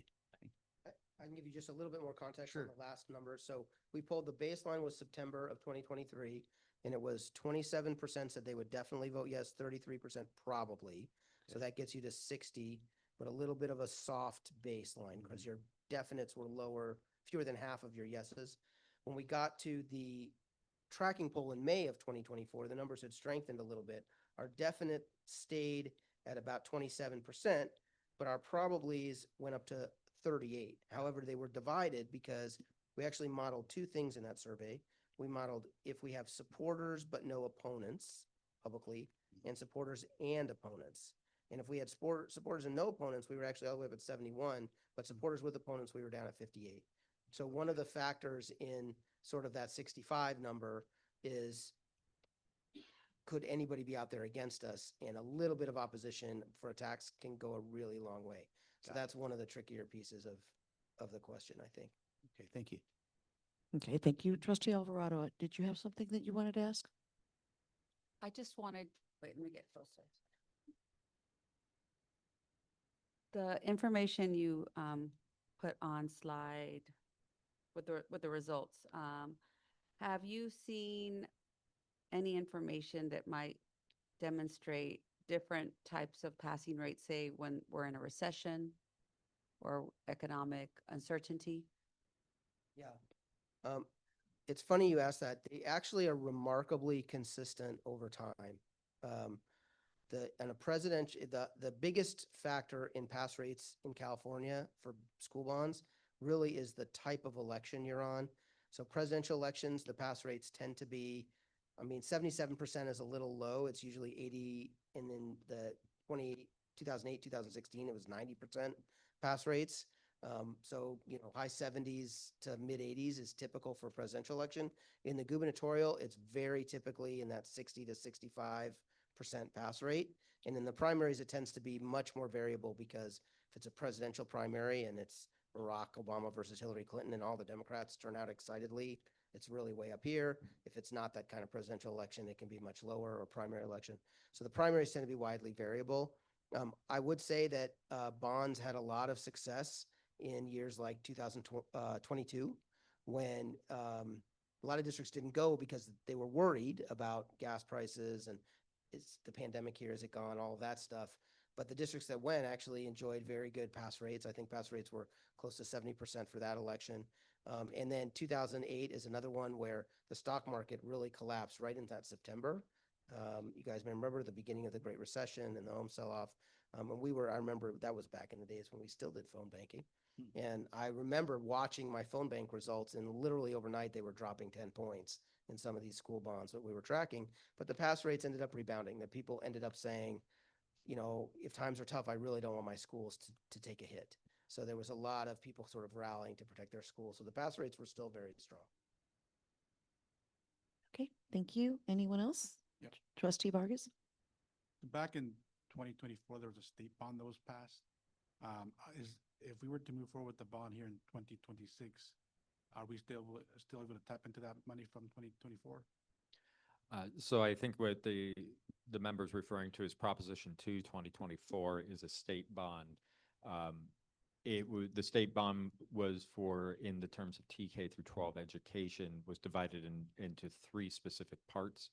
One was for charter schools and for standard public school districts. The second was for rural school districts that they did separately. Rural school districts were not required to provide matching funds because they very rarely have that opportunity. But charter schools and standard school districts do need to provide matching funds of some level. And the shortest answer to that is completely unknown, because the application window is open now, and we don't know how much of that $2 billion fund would be left in 2026. So it would be an unknown factor at this juncture. What we can do is we can put a earmark on that and let the board know what the amounts are as they're being rewarded. But that program, if you can imagine, a $2 billion statewide thing, we're grateful for the money that is passed anytime we have something. But let's keep in perspective. Our local needs are $1.5 billion. The total amount statewide is $2 billion. Based on the number of bonds that passed, it would be So unlikely. it is not likely there would be much left, if any. Jared, how much typical money on the fundraising side are we looking at for a bond campaign here? I think our target when we were sort of planning last time was right around $250,000. And I'd have to go back and refresh those numbers, but that seems about right. You've got, everybody votes by mail now. So the ballots come out the first Monday in October, and they're live for 29 days. So you have to be able to sustain a period of advertising to all those voters. Some vote early, but a lot of them hold their ballots. And then you also need to advertise direct mail, social media, gotta have a variety of different, paid advertisements. So, that seems like a realistic budget. The good news for you is you've been doing good projects. You have a history of, construction in the district. You'll have construction partners who will be interested in helping. So I don't think it's an unreasonable amount for this community to raise. Got it. And who's responsible for fundraising that? The campaign committee, volunteers, again, staff members can be part of that and board members can be part of that as volunteers, but volunteers have to raise. It's not an official district function to raise money.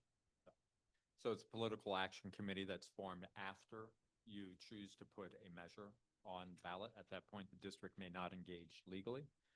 The political action committee previous amount target was $250,000 as their baseline to raise within 30 days of the measure being met. So it'd be to our benefit to have somebody that has relationships, knows the players, not just some random political from the streets. I mean, I think that can help. You also can, some districts, particularly community colleges often will start early. They won't wait till the board is on to start a PAC. They'll do some fundraising early. And sometimes that's a good way. These agencies are going to be asked for a variety of donations from a variety of places. And so to be an earlier asker is usually to your benefit. Got it. Trustee Marco, have you seen the polling from the last time? No. It would be good if we could share that with the board. It's really informative, and part of what the polling also shows is like they are the scenarios of like, if we attack the bond based on these three items, like, how much does it hit us? And so you can pull positives and negatives and ultimately, get pretty precise as to like, where we're going to land on. Good. But Jared, going back to the data, the other component is that, we're calling likely voters, right? We're not just calling every single person because not every single person, 100,000 people living in the city of Vista plus Oceanside, they're not all voting in election cycles. Yeah, I think that's, any good campaign should be targeting voters. Again, the district, under those blue arrows I talked about, you don't target for political purposes. We do transparent public information. But a private campaign, privately funded volunteer-led political campaign, yeah, you target likely voters. You figure out who's likely to vote, who's less likely to vote, who needs more information, who needs less information, who's supportive, who's on the fence. Yeah, you do targeting and strategic tactics for sure. Got it. And my last question is around like, before we hit that, if we decide to move in that direction, there is the things that we can do to outreach for education, for feedback. I believe last time we spent around 250,000 more or less, but can you remind us of those expenses? I'll let Jared run through you some specific examples, including polling and other things. And in fairness to both Jared and I, we're not pollsters. We actually retain a separate service for that, and we can provide you the exact numbers of those. But this would be an example of where we can use some restricted dollars, such as developer fees, to engage in that. So it wouldn't necessarily be something that impacts the general fund. But I'll let Jared walk you through some of the specific things, including outreach, mailers, polling. This board has discussed perhaps that there would be a qualitative element to community outreach. And we did not do that previously outside of the superintendent and I going out and meeting with community groups in the mornings and in the afternoons and the evenings. So if we were to do that separate, it would fall outside of the scope. But we'll get you the previous numbers, and if Jared, you can walk them through general. Yeah, Trustee Vargas, I think your memory is pretty good. I don't have the numbers at hand, but we did do, as I mentioned, 2 different voter surveys that are scientific surveys that True North Research was our vendor. And each of those surveys is probably in the ballpark of $30,000, something like that.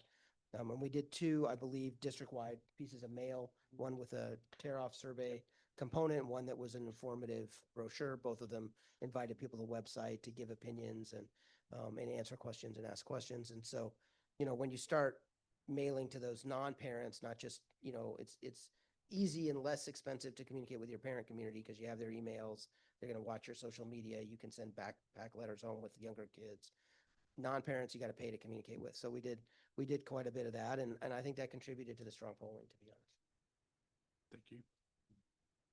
Pardon me? Do you need a computer, ma'am? No. They I'm got it? having some Okay. technical difficulties. Not a with mine. problem. I can turn it I have on. the agenda here, though. Okay. I just can't be following along on my computer. Okay, any other questions? One more. Go ahead. With declining enrollment, does that mean we might have a declining electorate? smaller electorate? So declining enrollment is more tied to two factors that doesn't necessarily correlate directly to the amount of people living in a region or population. The first is we are sitting at the lowest birth rate in the history of the United States. So there are fewer children going to school. The second has to do with the age of the population versus the availability of housing in a region.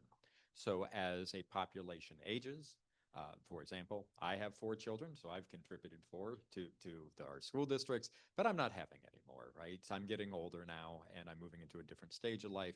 As our generation gets older, we're not having kids, and if there isn't housing available that's affordable housing, there becomes a gap between as the population ages and a time when they sell their homes, when families might come in, and filling that gap in some districts is new housing development.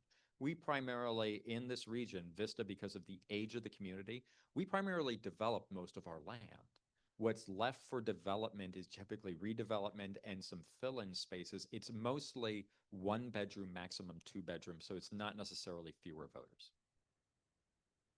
Yeah, I think we could probably go back and look at 2018 and see. My impression is not that the electorate has declined, but we'll go back and look and compare the numbers. Thank you. Okay, thank you. Any other questions? Okay, and so are you looking for anything from us tonight? Well, I think the purpose of the conversation we just had was what we needed. The purpose of the evening tonight is to give us some direction about what you would like us to bring back to you in September. So, and what I've heard from you, I can summarize if you're comfortable. So what I'm hearing from you is you want a little bit more specifics in some of the categories that you were talking about. We can bring that information back to you. We can get you some more specific around the recent polling we've done, so last year, so you have that report. We can give that to you. But at some point in the near future, September, October, we do need to start taking action in order to get the process moving. Again, we mentioned that Jared's donating his time tonight. At some point, you're going to have an action to retain an organization like Jared's. Probably also need to bring back to you a polling company as well. So these are the action steps that will take place in the very near future if you're interested. Go ahead, Sean, if I left anything out. Well, I think it's a great question from the board president. Let's just go over a few things as I heard it tonight. We gave you 2 pieces of survey data. One was from September, meaning the survey took place about this point in the election cycle, and then we offset it. So we would need to hear whether you feel like we should move forward to the next step, which would be starting with getting that information going. We would have to bring you a contract for those such items so you're aware of the costs associated with them and other things. So we would begin guaranteeing that we gather the information that the board would need in order to contemplate a bond. So those would be the typical next steps. Also, typically, we would bring to you at about this point in the process some form of plan, perhaps in September, on starting community engagement. What does it look like? Do we develop a 1 sheet? Do we develop things and tools? Do we start to have talking points? Do we start to go into the community to talk more often about what are the facility needs? How do they connect to teaching and learning? What are the impacts? So that would be typical next steps if it were the pleasure of the board. Okay, thank you. Is it the pleasure of the board? Consensus. Consensus for me. Yeah, Can I add feedback? certainly. Can you please let us know what we spent last time for Civic, for Jared's company to do this work for us? Or if you know it now, just tell us. Oh, well, I would prefer to pull the exact amounts. I can pull them off of actuals because oftentimes they're projected not to exceed amounts, and we didn't go through the whole process. So I'll give you both the budgeted amounts and then the actuals, and we'll be able to pull that. Total expenses. So total expenses. Yeah, we'll be able to pull that for you. Not the PAC money. No, not No. the PAC. No. Yeah, that's outside of the scope. of PAC what we- was never stood up. The Political Action Committee was never stood up. But we did have commitments for. We had commitments in a lot of areas, yes. It's as far as I can go with that, but yes, we had significant commitments.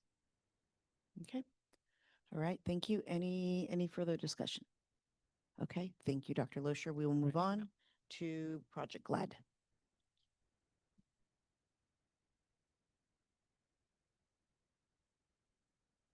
That's item 16B. I just wanted to note it.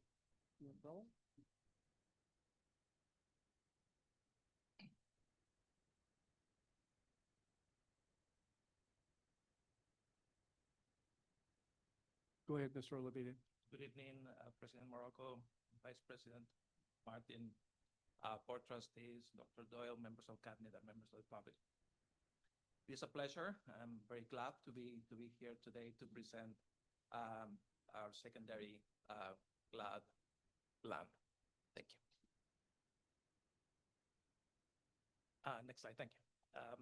So the purpose of tonight is to provide an overview of secondary GLAD rollout plan with the purpose of training a small number of secondary teachers to ensure the efficacy of Project GLAD at the secondary level.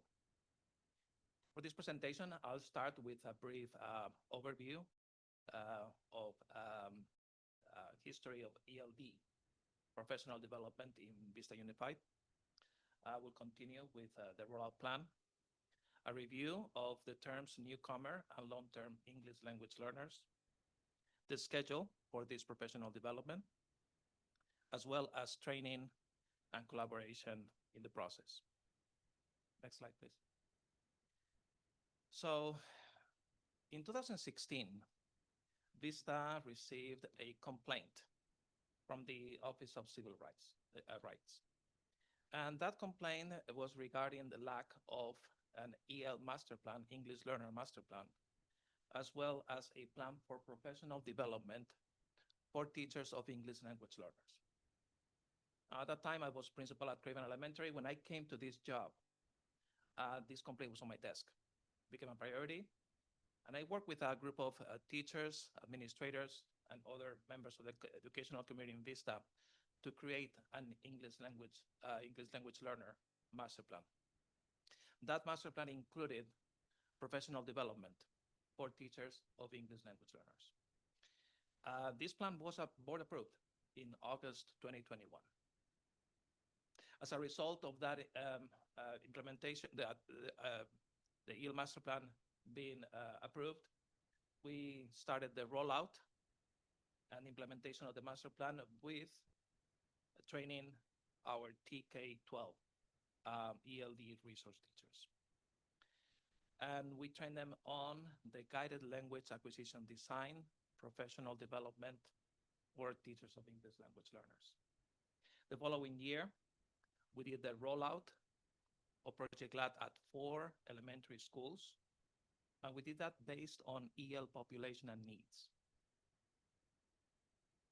Based on all this progress, the Office of Civil Rights came to visit, and they saw evidence of the implementation of the EL Master Plan and professional development. As a result, they closed the case in June 2023. We continued the rollout of Project GLAD at 4 additional elementary schools. And also we did that with a limited number of secondary teachers.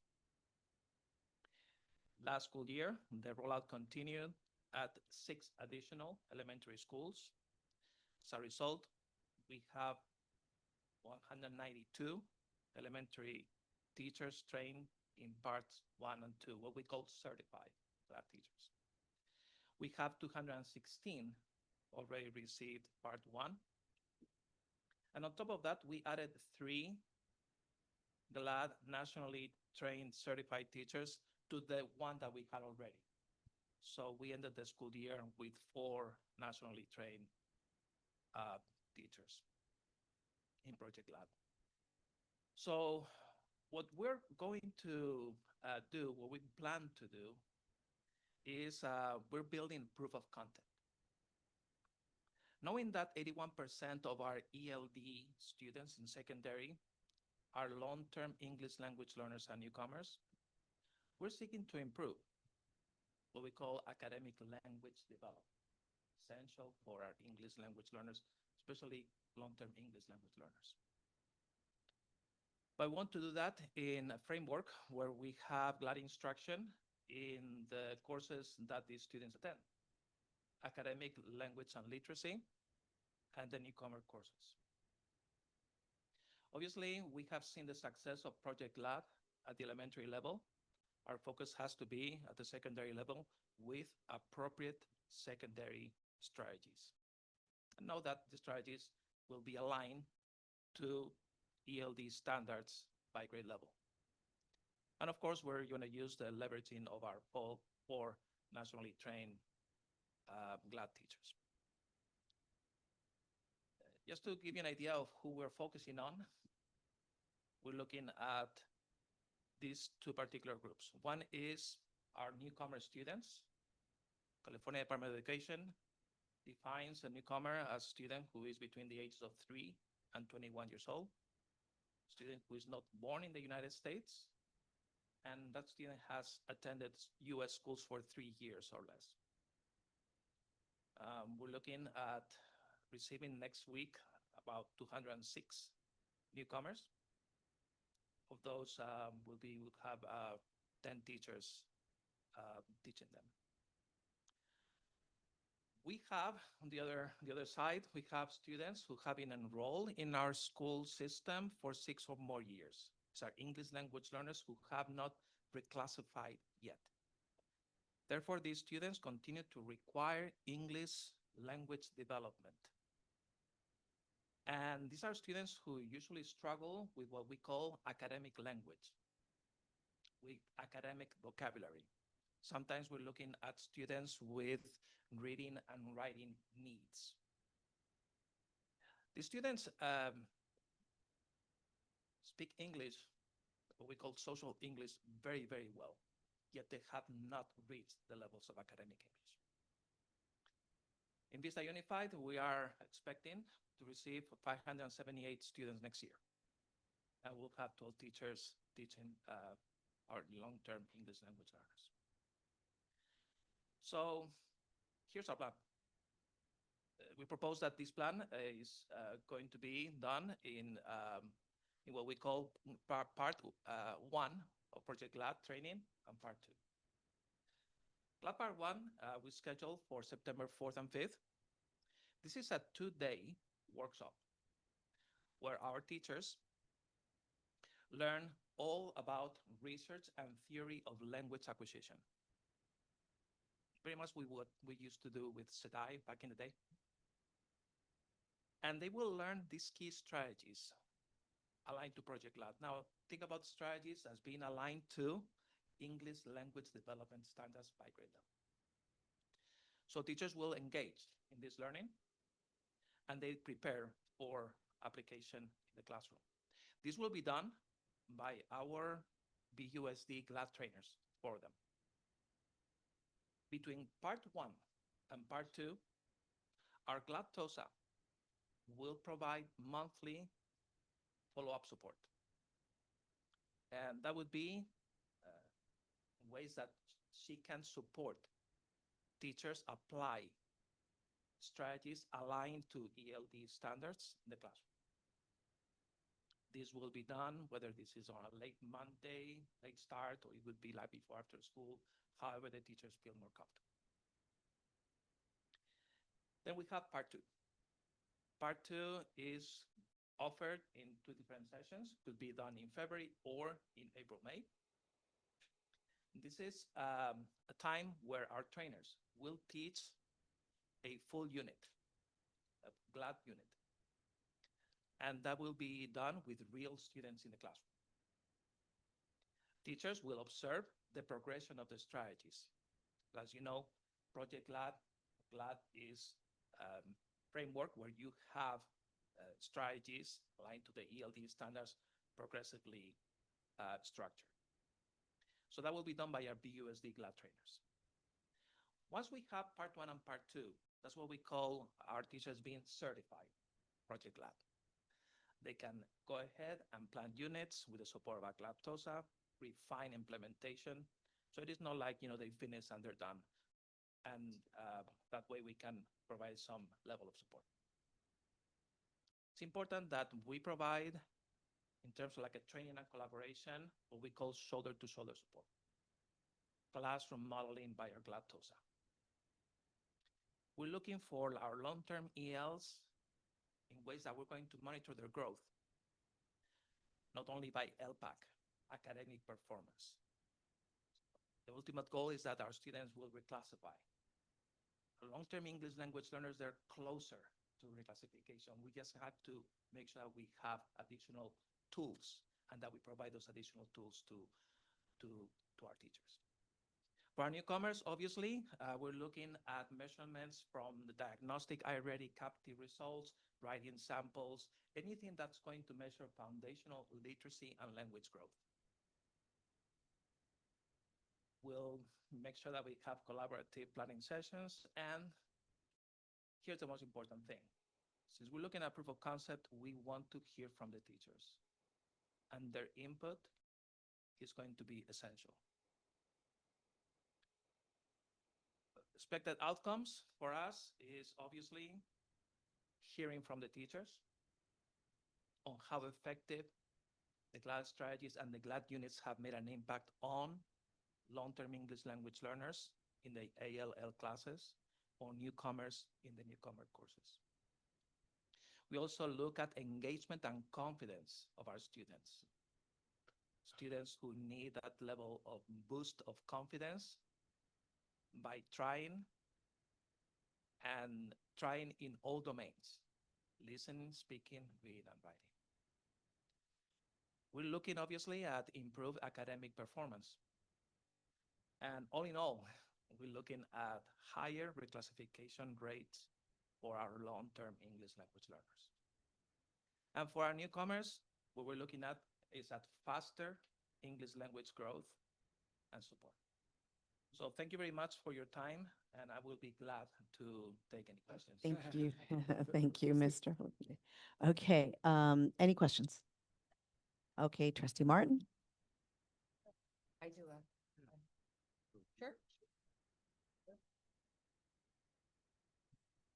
Thank you for the presentation. Thank you. I have a couple questions. When we talked about the teachers who will be teaching these students, whether it be the newcomer block or the ELD block for the LTELs, for the long-term English language learners, is it like a 2-hour block of the day? How long is the day, when you look at what their schedule would look like, right? 1 class, 2 classes out of like 5 to 6 classes per day? Or I know we're on block, so I'm just, give me what that looks like. This is all 4 middle schools and all 3 high schools, and they all have very different schedules. And so the ALL Rick? classes are Can you talk into the microphone so the people at home can hear you? Thank you. The ALL classes are a period, and for the newcomers, is that 1 or 2 periods usually? Yeah, 1 we have period. an FEL, which is the foundational English language. Sorry. They have 2 periods, which is a language acquisition class, LAS 1, and they also have a FEL, which is foundations of English language. So that's two periods that they have. So the teachers who are trained, are there ones specifically working in these 2 blocks? Is there a requirement for them to have a BCLAD, or anyone can do this? Any teacher can? Any teacher, obviously our teachers will have a CLAD, right. experience, but not necessarily BCLAD. It's not a requirement.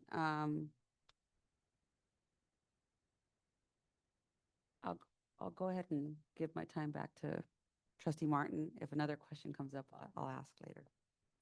Okay, Trustee Martin, you have the floor. You mentioned the workshop, the 2-day workshop in September. How many teachers are we planning on engaging in that? We're looking at potentially having 22 to 25 teachers. Will it focus on one school? Will it be, will they opt in? Okay, so opt in. Are we focusing on middle school and then later high school, or both at the same time? Excellent question. We're looking at both middle school and high school. So we're looking at both teachers of both newcomers in middle school and newcomers in high school, as well as long-term English language learners in middle school and high school. So we're looking at both sets of teachers. Yeah, I'm sorry. Have you had interest from teachers that are willing to, that want to opt in? I'm concerned about the loss of class time for these teachers. A 2-day commitment is quite a bit, followed by another 4-day commitment. Are they showing enough interest in this? We definitely want to make sure that they feel that it is an investment in their in the learning and in their teaching. So in other words, We feel that, the 6 days, we understand that it's a large amount of time, but we have seen also that the investment it has pays off.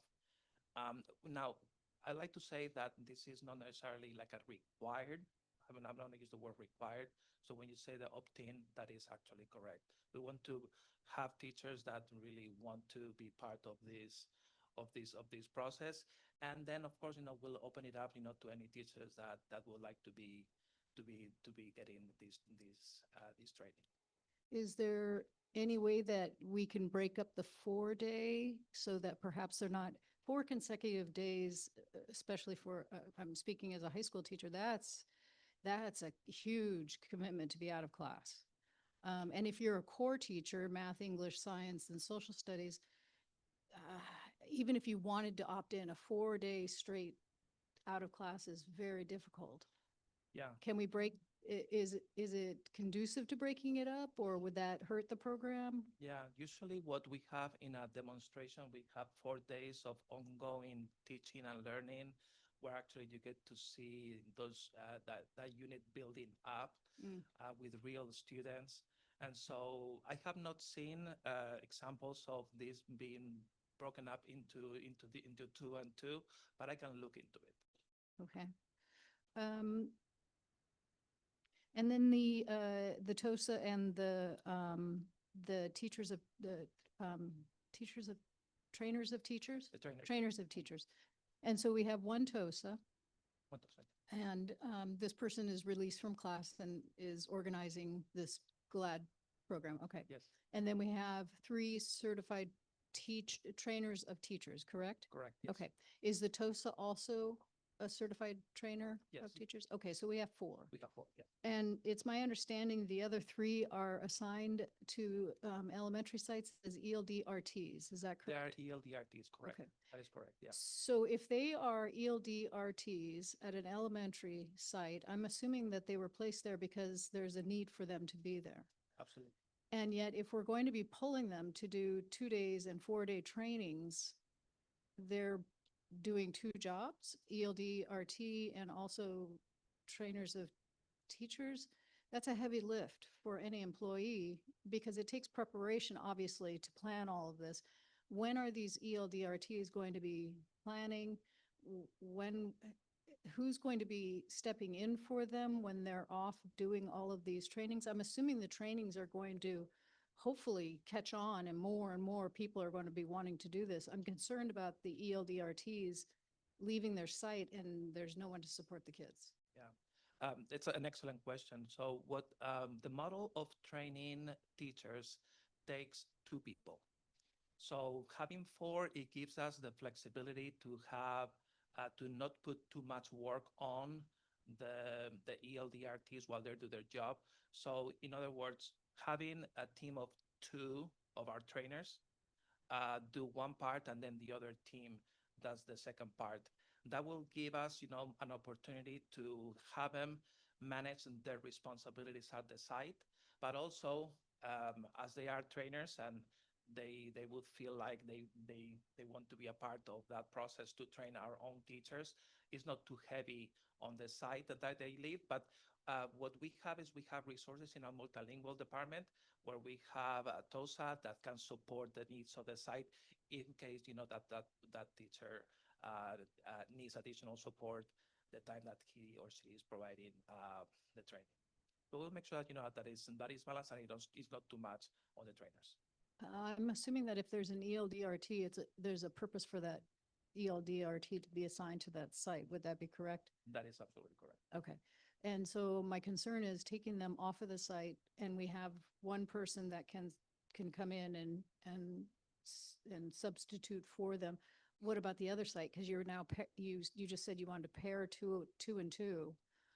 I'm concerned that that we're using these people, these 4 people or the 3 people, that we're using them not only to do their job during the day, ELDRT, but then we're also on top of it asking them, because they're certified, to be trainers of teachers. And when are they going to have prep time to do that? And I'm concerned that we're going to be burning them out. why are they not, why are they all not TOSAs if we're ramping up into a secondary program for GLAD? I think part of it is we reduced GLAD TOSAs from 2 to 1 in this year's budget cycle. And when we have these 2 trainers going, one of them will be the release GLAD TOSA. So it's 1 ELDRT at a time. So we have 4 trainers total. One of them is not in a classroom. So she'll be at all the trainings, and then she'll need 1 partner as we go through. And so it's less of a burden. And then using Title III funds, we're able to pay them on their own time after school, et cetera, to help prepare and prep for the trainings. Yeah. Let me add something too. This happens to be my area of expertise. So the other thing we've done, excellent question, Trustee Martin, you've asked, is so what happens to the duties the person had at their site while they're doing the training? Completely understandable. And so what we've done in the past is this is called the trainer of trainer model for those folks who aren't teachers. And so the most effective trainer is someone who's actually doing the work in the classroom, so that they're the most effective people. And we actually backfill them with a substitute so they can follow up on tasks that need to happen the day they're not at their site, or the 2 days they're not at their site. So we make sure that 1, they're paid extra to do their training, for which they like, and they can meet with the other GLAD trained. And then when they're not on their site, we can have a substitute similar to what we do when a teacher is sick. And have we asked the 3 ELDRTs if they're willing to work additional time to prepare on their own time outside the school day? Yeah, we'll be working on that. Obviously, anything that goes outside their contractual hours, we have set aside, any funding for that purpose. I would like to clarify about the having 2 trainers doing the training and the impact that could be at the school that they're living. So one of our trainers is a TOSA not assigned to a school. So that trainer will be doing the actual training. The other ELDRT will join, which gives us that 1 person that we have in our That's what Dr. Shigella just went over, correct? And that will give us that level of support as needed. It is true that now that they are national trainers and they are willing to be doing the training in our district, I think that we have them willing to do it, but at the same time, anything that they do outside their responsibilities as ELDRTs, we have set aside, obviously, our own funding just to make sure that, this is something that it is properly compensated. Think about this, this preparation takes time, takes hours. We have seen it before, and it pays off, but at the same time, we want to honor everybody's time. Okay, thank you. Thank you. Thank you. Anyone else? I have a question. Go ahead. Okay. Do we have any data regarding the long-term English learners, LTELs, and their reclassification rates both before and after implementing this program? Is it possible to get data like that? So we can see the efficacy of this program for our long-term English learners? And so far, GLAD's been in elementary. There's only been 10 teachers who really wanted it secondary that they got brought into it. Okay. And so it's secondary. We don't have You data. don't have those. This was Okay. a proof And of concept. this is, Gotcha. yeah. Okay. And this is why we want to do a proof of concept. Okay. Small test. Yep. Because we're not going to take teachers, especially content area teachers, 6 days out for something that we are not solid on, that we know 100%. And we may find out, if I can be really honest, at the end of the year, teacher feedback who go through it, they may be like, we don't actually need this. Elevation is sufficient for us. Okay. This is what we want to find out. We know that there's a high level of efficacy at the elementary level. Mm-hmm. Secondary is unproven. Okay. So we need to be cautious and like really clear on what we're doing with this. Okay. Thank you. All right. Trustee Alvarado. Will there be money set aside for the teachers to collaborate after hours as well, in addition to like the Monday early start, late start? And then are these units that are created for whatever content area, are they able to be reused once they have the unit and and use it next year with a new group, and hopefully our kids are moving up and out of these classes, hopefully, right? So you can reuse them, right? Yeah, you can reuse them, absolutely. And so one other thing, and responding to your money question, yes, we have set aside funding for anything that our teachers need, whether this is before or after instructional time, sorry, contractual time. And so that actually set aside. But yes, those units can, usually get reused. Yes, get additional supplies, for students and so forth. But we keep them and we reuse them. Yeah. And then this is just kind of anecdotal. For those classes, whether they be newcomer classes or ELD classes for LTELs, can we minimize the use of technology and computers and ensure that a good 80% of the time is with collaborative conversations and projects? There's an overuse of technology in schools. I think we overcorrected with the pandemic and give everybody devices. And it's a problem, like not just for our district, but for districts across the state and country. But really, we need to take those devices away, especially in these classes, because for my colleagues who may or may not know, for LTELs, it's such an injustice because they can't take other classes, other content classes, other extracurricular activities because they're stuck in it, and it's like it's a travesty, really. So I don't know. It's just an observation, anecdote, and I don't know how much is being used, but for sure in these classes, we should be like, okay, off your Chromebook for a good 80% of the time. Yes, and this is a broader conversation. I feel like this conversation started during Blueprint and LCAP development. The board was clear, we want less devices. Last year, in elementary schools, there's a mathematics program. We use it for assessment, but they were also using it for instruction, so kids on screens. We did not, in the budget, we did not approve that this year. We didn't allocate it. Instead, we are investing, and this is an example of to your point, even though it's off topic maybe, we are investing in engaging mathematical strategies through math transformations. You've seen a lot of contracts. You're going to continue to. I've been to some of the trainings. I've met with the consultants yesterday. Happening today. There were 2 today. They'll be at all the other elementary schools tomorrow. But we're trying to give those strategies back to the classroom teachers with the humanism. We talked about this at Leadership Advance with all the principals and assistant principals, that we have to move back to the human connection. And there is going to be some resistance, and you will probably get some emails from some people about this, but we are all in on breaking away from that a little bit. And I can't speak to the content area classes in secondary, but I can speak to the English language learner classes as a teacher who has a B class, as a second language learner myself. I know we just need to have engaging conversations with these kids and above and beyond like popular culture and music and such. So. And I would like to add that Project GLAD units are all hands-on, lots of interaction, student language production, lots of conversations, and the use of technology is not necessarily the need necessarily for that. So we, you have seen, GLAD lessons being very, very interactive. Okay. All right. Thank you. Any further questions, comments?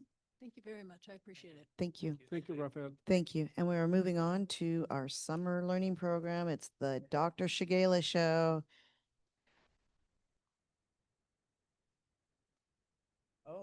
Oh, he's getting Yeah, serious. He's taking someone said karaoke Before- earlier. before Dr. He's gonna, Yeah, he's gonna do before- a rap. It looks like he's warming up. He's Before gonna Dr. Shigella freestyle. starts, I do want to just, for the record, I had the pleasure of visiting all of the summer classes, elementary, middle, and high, and it was just truly amazing. I want to officially thank all of our teachers and our staff for the dedication they gave up their summer to make this happen.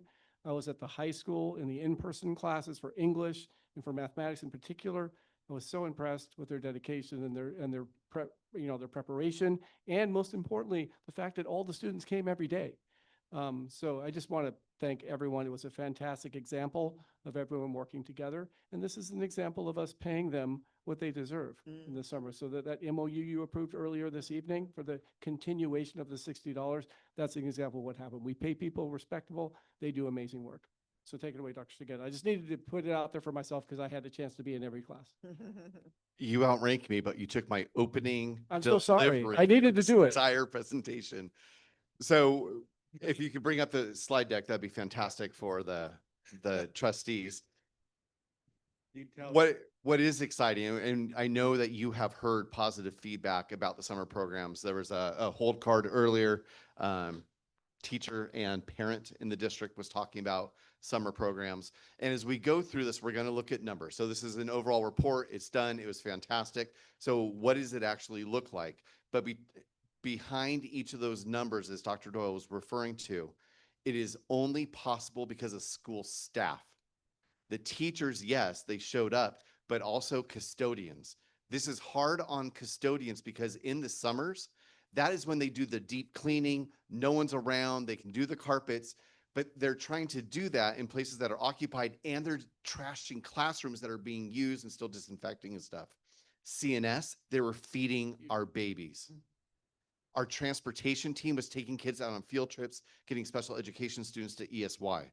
So we honor like the teachers. Obviously, it doesn't happen without them, and the teachers aren't able to do it without the support staff behind them. And so as we look at these numbers, you can go ahead and flip to the next slide, Dr. Doyle. As we look at these numbers, there is a lot behind it. The number of kids that we had in summer programs and summer learning in Vista Unified, the number of kids is larger than the school districts in the state. This was like we were running a second smaller school district through summer hours.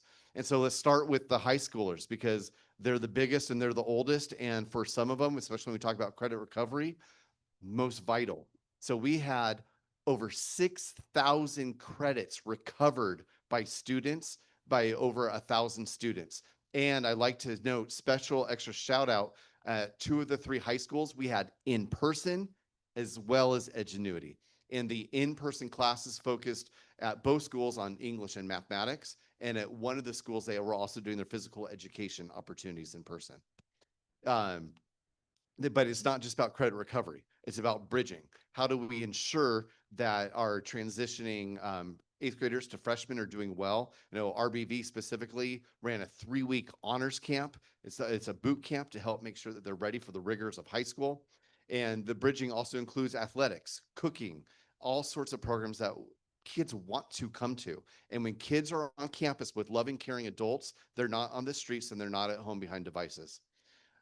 Beyond that, our summer internship program, we had 46 students earning a paycheck because of our partnership with the Chamber of Commerce through the LCAP and Blueprint, thank you, actually learning real world skills. And we also had, this is the first time ever at Cal State San Marcos, a small business academy. If I know people who love business and are out, they are succeeding. It's the first year that they did it. Only Vista Unified and Bonsall, the high school program, were invited out of the entire 78 corridor. And we had 17 of those seats. And at the end, they were there 5 days, 7 hours a day. They had keynote speakers of entrepreneurs and business leaders coming in. They also went and they saw businesses. What does it actually look like in action? We're talking about making real connections to what kids are learning to their lives. This is a small taste of what we're able to do with it. And at the end, they did a pitch competition for what their own business idea would be. A rising junior female at Mission Vista won it from all 30 participants, which was primarily boys and primarily older than her. So that was super rad. Of the 4 finalists, 2 were from RBV and 1 was that Mission Vista student who won. So 3 of the 4 finalists. So I'd say Vista was looking pretty good. I mean, Bonzo, like, we're proud of you for listening, but our kids did really well. It's not just our high school kids. So here's some nice pictures. We had a blue ribbon animal from the Vista High FFA program at the fair. So this stuff, like, there's kids happening everywhere, you know, yearbooks at the fair, artwork, etc. Go ahead and flip to the next slide. And it's not just the kids who are showing up next year to school. Our promise to our community is about our learner portrait and being ready for the world. And so let's honor and recognize that there's some programs. Robert Kroll, our CTE Career Pathways Coordinator, was able to get going with Dr. Doyle's help of programs that you have to be 18 or older. And so that's not rising juniors and seniors, that's graduated students. So the pre-apprenticeship program has been in effect when we had 27 now adults go into it. But this new program with the Vista Fire Department, so they're working on line crew, but also they went through, and so far I got the stats yesterday, our team of 8 participants, they've installed 130 brand new fire detectors in homes and houses of elderly Vista residents. We are keeping our community safe, and they are earning a wage doing it. They're getting real skills. I mean, it is off the charts. And all 8 of those students represented all 3 of our high schools. Wow, that's so. These things, I mean, the fire department's been fantastic to work with, but these things are possible because of how we allocate our funds. This is through the blueprint that you passed just in June. Next slide, please. So secondary includes also middle school. We had 735 students across all 4 schools participate. We had Qualcomm labs with engineering. We had field trips. They went to games, DLI, rising students from the elementary DLI programs and continuing DLI. So doing all sorts of great stuff. Also academic intervention and support in helping fill some gaps and keep summer slide at bay. Our elementary schools. So what the stat when I was going through, and this is the best presentation I'm ever going to make to you, because I sent out a request like, I need pictures, I need all this stuff. People wouldn't stop. And it's like, oh, I forgot to send you that. Oh, I forgot to send you this. And this week I was telling people like, the slide deck was due on Friday. Like I can't add, but I'm going to try and remember your stories. What's really great about elementary is they track attendance, because this is ELOP, right? So this is good state money. 20% increase to this year's programming for elementary students than last year. What that tells me, and I didn't do a survey to 8-year-olds, but what this tells me is the activities were engaging, they were hands-on, even when it was academic in nature, that they were enjoying it. I know that there was school, especially the elementary with DLI, they were using a lot of the GLAD strategies in elementary because we know that's fun and engaging, but it's just really great. We had newcomers there combined with our DLI program. Next slide. And then special education. So they offer, an entire slew. That elementary number, that's a really strong number. It goes down in middle school and high school. And in middle school and high school, they're also starting to begin to engage in different opportunities during the summer. But our VATSI program, 51 adult students. It's fantastic. And then we go on to AMPM. And this is, I can't imagine the blessing for our families, our poverty rate. We know what that means for working single moms, for deployed fathers, all the things, that there was a safe place for over 1,200 elementary kids to go every day to be fed. I got stuck at Foothill Oak in the parking lot because Sean's electric buses blocked the driveway because they were going to a Padres game. Yeah. So it's not, it's not just like it's all the things. They're staying engaged and connected with adults they know that care about them, and we're feeding them. That's it. Awesome. Thank you so much. Anybody have any questions? It's awesome. That's amazing. Our staff, I can't say it enough. The teachers, the classified. I have heard nothing but positive things. I have a friend, her son goes to Breeze Hill, and she could not stop raving about that. They went to go use the aquatic center at SDSU, and that how awesome that was. And then I think they also, I believe they went to a Padres game also. So she just was just over the moon, like raving. And I've heard it from so many people that's all I'm hearing is positive. So good job, bravo. You The team, they're amazing. And let's talk about security and safety of our campuses too. Mm-hmm. If someone tries to come on, they're stopped, right, Vice President? So it's not just lollygag time. Like they're taking this seriously, that the AM PM teachers and support staff are great. Yeah, I really have to commend the supports or the staff. I did go to a site, I didn't have my badge. I identified myself, said, call the district. They'll tell you, I'm sorry, I'm really sorry. But I went home and got my badge and I came back and said, told them they did a great job. Great. Wait, Thanks. You kept me out. You couldn't use your driver's license? Heck no, I tried. Oh. They wanted. Systems in place. That's We right. run a tight ship, President Morocco. Yep. Okay, thank you. Glad to hear it. Don't try and go on a site without your badge. Okay, good to know. Thank you. Anyone else? Okay, thank you. Thank you, Dr. Shigela. Moving on, we are going on to the Mr. Post Show, VUSD preliminary CASP achievement.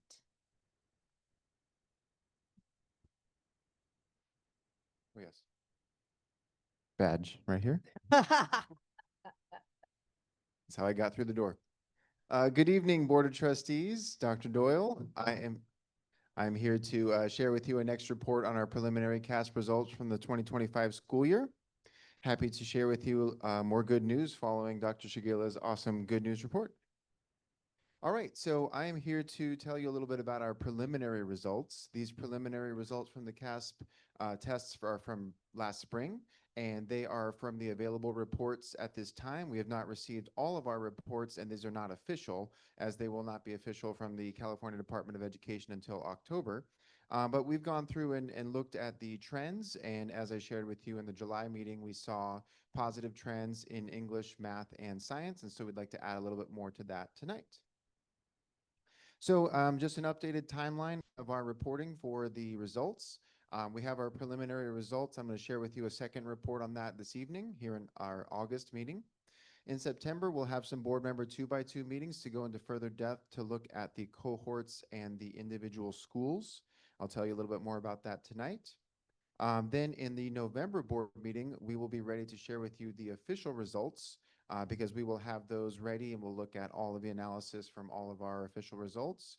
And then in the December board meeting, we'll be ready for the full look at the California School Dashboard, which is a broad view of achievement, looking at all the measures that are aligned also to our board goals. All right, so here is a slide that I shared in July, and it is a nice indicator of progress over time. These are the percentages of students who are meeting and exceeding proficiency standards in English, math, and science, and we can see a nice pattern of growth. So we can see that we are looking at a pattern of gains over time, and we have a little bit more to add to that tonight. Yeah, thank you.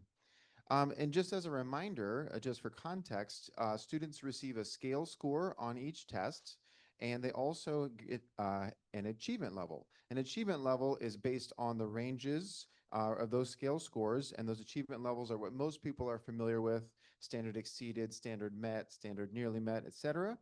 And so I'd like to dive into the scale score ranges a little bit more tonight, just to build some context. So on the next slide, we can see the English Language Arts scale score ranges. So these are directly from the CASP website. It's a fairly dense table, but the important part is that the ranges are specific to each content area. So this is English. You can see that they are specific to each grade. So there's a third grade set of ranges that correlate to each achievement level. There's fourth grade, et cetera, all the way up to 11th grade. The ranges increase each year, demonstrating the increasing expectations of our students over time. And the important part is that we're working on a progression of proficiency by the end of high school. That's our goal. We're looking at college and career ready for those graduates.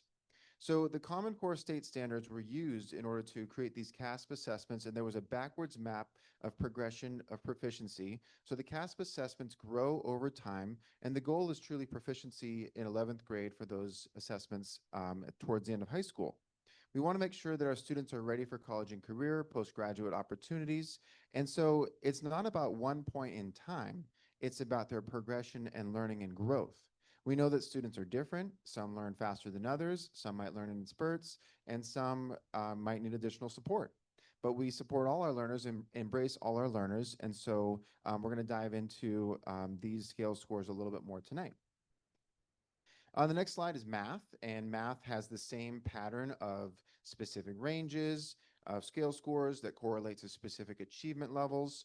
And so like standard met would be the category that most people are looking to have standard met or standard exceeded. That's what we're looking at for our proficiency, for what we're saying as, hey, we've done a good job, this student is right on track. So if we're going to use that standard met as our bar, that's going to lead us to our measure that's on the next slide, which is a metric called distance from standard. So distance from standard is the distance between a student's scale score and the lowest threshold score for the standard met achievement level. What that means is a comparison of where the student is to that standard met level. The distance from standard is a key measure for state accountability on the California dashboard and also part of our local accountability for our board goals. The good news that I have here tonight is improvement. So we see a nice pattern of improvement by reducing the distance from standard. We're reducing the distance to that standard met level. So just like you would want to reduce the distance to a place you wanted to go to, you're 5 miles away, 4 miles away, 3 miles away. We want that to shrink and decrease. So we have improvement in English language arts with a smaller distance from standard and an improvement in math. These are preliminary. These might be adjusted slightly when we get those official results, but these are indicators of real academic improvement, real growth. And I'd also like to point out real quickly on the math piece that is a consistent pattern over multiple years. Definitely an area of focus, but we have a systemic approach. So I would like to dive into more depth with you. It will take a little time and some more discussion and conversation, but we really want to look at our cohorts and look at cohort growth. Instead of just comparing one year to the next, let's look at our students, a group of students or even an individual student, and see how they progress through the grades. That's a cohort growth model. So for example, let's look at this year's 6th graders. How do they do in 5th grade? How do they do in 4th grade? What is that same group of students doing over time? How are they growing and are they making progress? And we're making sure that those doors are open for those students and we can celebrate how much they've grown. So it's a shift from a point in time to progress on a learning journey. It's really a question about how much have they grown on their learning journey. So that's what I would love to share with you in those September 2x2 meetings. And so in closing, we are checking the pulse of our learning of our students, and reminder that CASP assessments are one measure, one helpful measure for our learning and progress. We use them in conjunction with other measures, just like we pull from the dashboard and our board goals for a variety of different academic measures. They inform our pedagogy and they're used for instructional design. These scores are for design, not for judgment. This is not about any one point in time, but it's about making sure that doors are open and we're making that progress happen for our students. So short presentation from me tonight. Looking forward to the meetings in the future where we will look over our cohort scores. I've already started building those and I'll share more with you in the future. I'd be happy to respond to any questions or feedback you might have.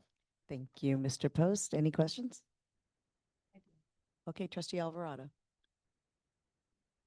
I think on the dashboard this year, there's a new indicator, a new metric, which shows growth for typical schools. Have y'all looked at it, and how could we use that data to improve district-wide? Great question. So that is a very new one, and that was used for informational purposes only on the dashboard most recently, which means it is not a part of the actual accountability measure yet. And it's a new measure, and what it does is it compares a student's growth to what would be called typical growth for that student.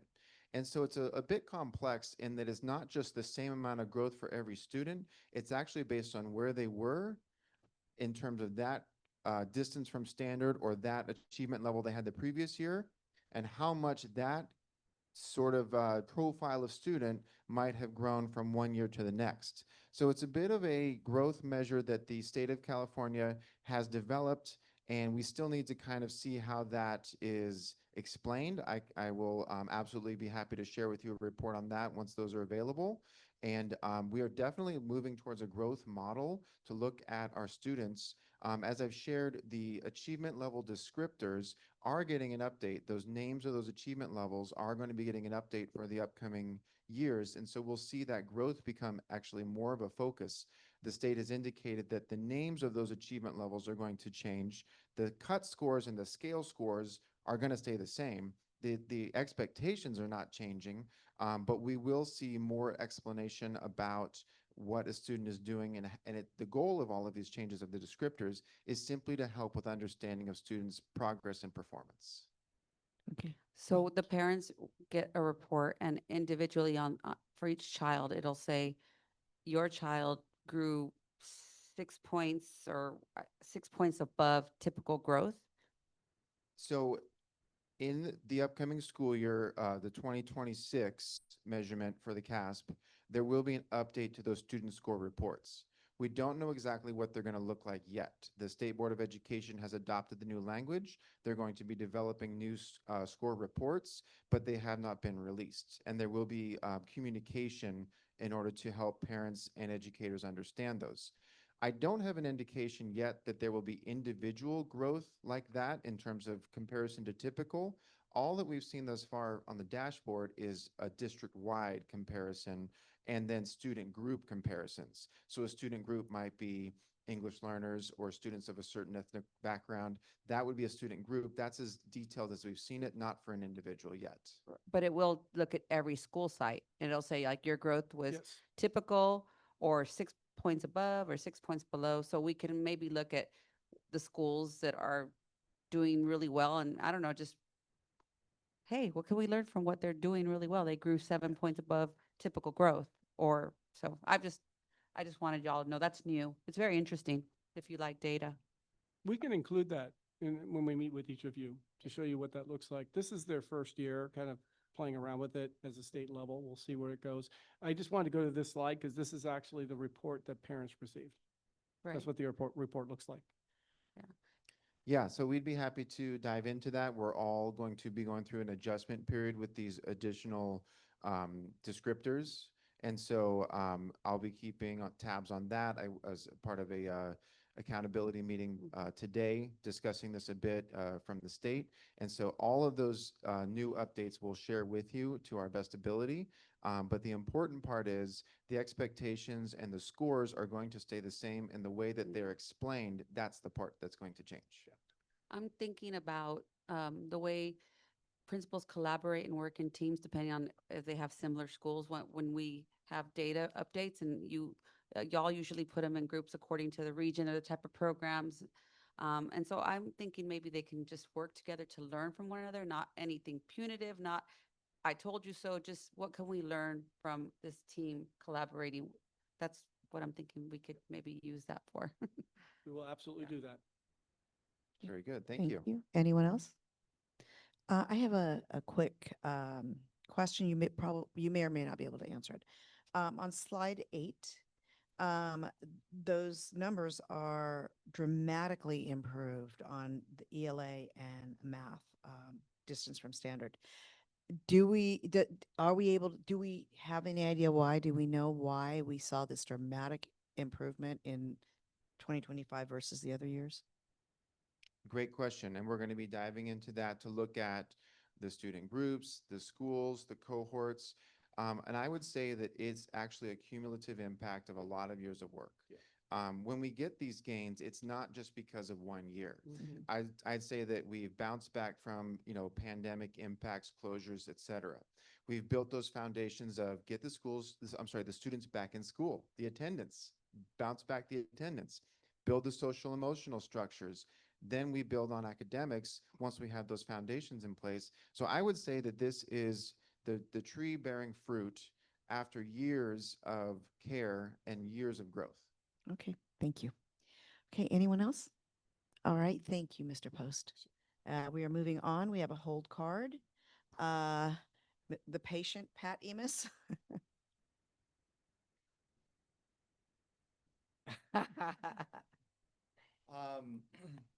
So on the next item on your agenda is the 7-period day and the discussion about a 7-period day. And I understand the desire that the 7-period day might solve some problems at the high schools. And especially with the new A through G requirements for every student. I can understand the fear that some of our students are not going to have access to enough periods in a day to get to graduation.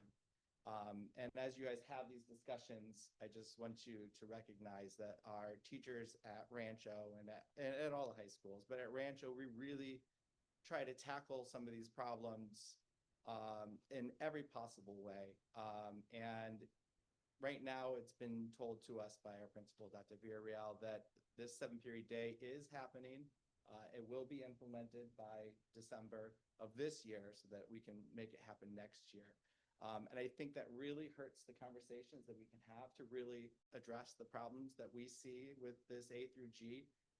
But right now, Rancho gets to have kids in seats an hour a day for every one of their subjects. And if we switch to a 7-period day, you're losing 5.5 weeks of instructional time for each one of those classes.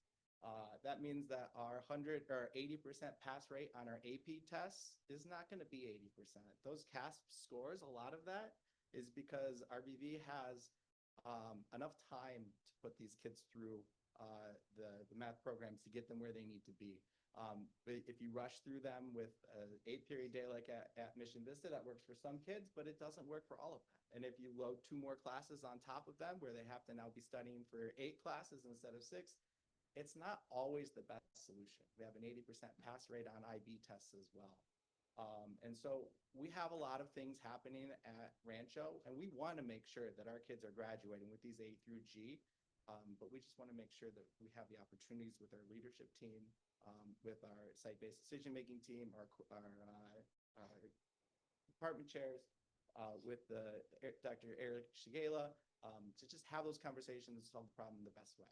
So this mandate was, I'm glad to hear you guys are talking about so that we know exactly where the direction of this is going. So thank you very much for having this discussion today, and I look forward to seeing where we can go. Just please give us the opportunity to help solve these problems. Thank you. Okay, thank you. So a little bit, I know that there's no presentation. I got a public request for this item on Monday, and I thought, well, because it's coming, it was from a Rancho teacher, and I thought, well, because the school year is approaching, maybe just having sort of a discussion of just a preliminary discussion amongst us board members regarding the 7-day period, and we probably will bring it back on next month with a report from staff. But Trustee Martin has agreed to kind of lead this discussion on this. Okay, thank you. My concern with regard to a 7-period day at Rancho is facilities mostly. We're putting the cart before the horse. Making a bell schedule, which has been tasked to the staff and to Dr. V, a bell schedule, okay, great. But that should come secondary to figuring out if we have the class space for this. And right now, it's my understanding that Rancho is completely utilized, every classroom, including closets. I mean, kids are not in closets, please understand that, but used for office spaces. We've had to move, they've had to move a lot of people around. There's some sharing going on. They're maxed out in space. With the A through G requirements, that's going to stress that even further. They do have a few of the A through Gs, and I believe they have a new language teacher and a couple of others. And so any available space has been utilized at that point. The classrooms, after removing 23, 24 classrooms to make way for the CTE building, there just is not the space for it. But now on top of it, we are looking at possibly a new bell schedule. And I understand the need for it. It allows kids to take more electives, specifically as Trustee Alvarado stressed, our ELD students are locked into a schedule that is just completely academics, really, with their dual periods of English and ELD. But by bringing in a 7-period day with the intention of giving them more opportunities, you are, of course, going to have to hire more staff. We're going to need more classrooms. So here's the crux of it. A bell schedule can wait. The bell schedule, creation of a bell schedule can wait. What we need is a facility plan. What I would like to see, and I'm hoping that that this can come about, is I would like to see how are we going to provide class space for all of the new requirements for A through G, along with this new 7-period day. Because if we have 7 periods, and Patrick was very correct, it's a double-edged sword, because not only do you have more classes, but you also have less instructional time. And in the core areas, the 4 cores in high school are math, English, social studies, and science. That time is needed. There's a reason why the education model is based on time in the classroom. They need that time. So if you're cutting 5.5 weeks from the curriculum, that's really difficult, specifically if you have language learners, if you have SPED students, if you have even APIB students. They are cramming in this information. And I gotta tell you, if the workload is not done in the classroom, which is what we tried to do as high school teachers, it will be passed off into the high school homework load, which is already pretty treacherous for some of our students that take full load classes. So a bell schedule, okay, but let's look at the facility. I want a facility map. Let's see where we're going to put these classes. And I think that's the starting point that I would like to have. Okay, thank you, Trustee Martin. Anybody else have any comments? So if Trustee Vargas, did you? Yeah, Yeah, I okay. mean, this is nothing new, no surprise that we're doing this, so I would be shocked if there's not a plan. Dr. Dole, what can you say about the planning on this? This item was added on Monday, about 11 o'clock in the morning. Our team at this point is not prepared to provide you with information. I can tell you that clearly we have plans, and we would be happy to bring them forward, not minimizing the comments that were made tonight. There are always decisions and challenges that we have to face, but we'd be more than happy to bring a plan forward, but we cannot give you any information tonight. We have not had a chance to plan for this conversation. Yeah, and that's fair and enough. with the, 5 years ago, we were exploring even 8th periods, and, staff was very on board, 5 years ago. We didn't have the funding at that time. And so the challenge has always been, do we limit, the hours and the minutes in the class to expand the courses offered to our students? I think, there's pros and cons to both. And I think as we head, into the A to G requirements, not just that, but we also have like an ethnic studies requirement coming our way. And with the, speaking from an English language learner perspective, yes, they need their core content ELD areas, but they also would benefit from some of these electives that I saw many of my peers did not benefit from because they were stuck in double blocks of ELD. But, let's see that analysis. Be happy to look at that. I also know that 5 years ago, we had more students. We have been in declining enrollment. So, I mean, that's not ultimately going to solve the issue of facilities. But I think, there is many aspects to look into this. Okay, Be more than happy to bring that information back. thank you, Trustee Vargas. Anyone else?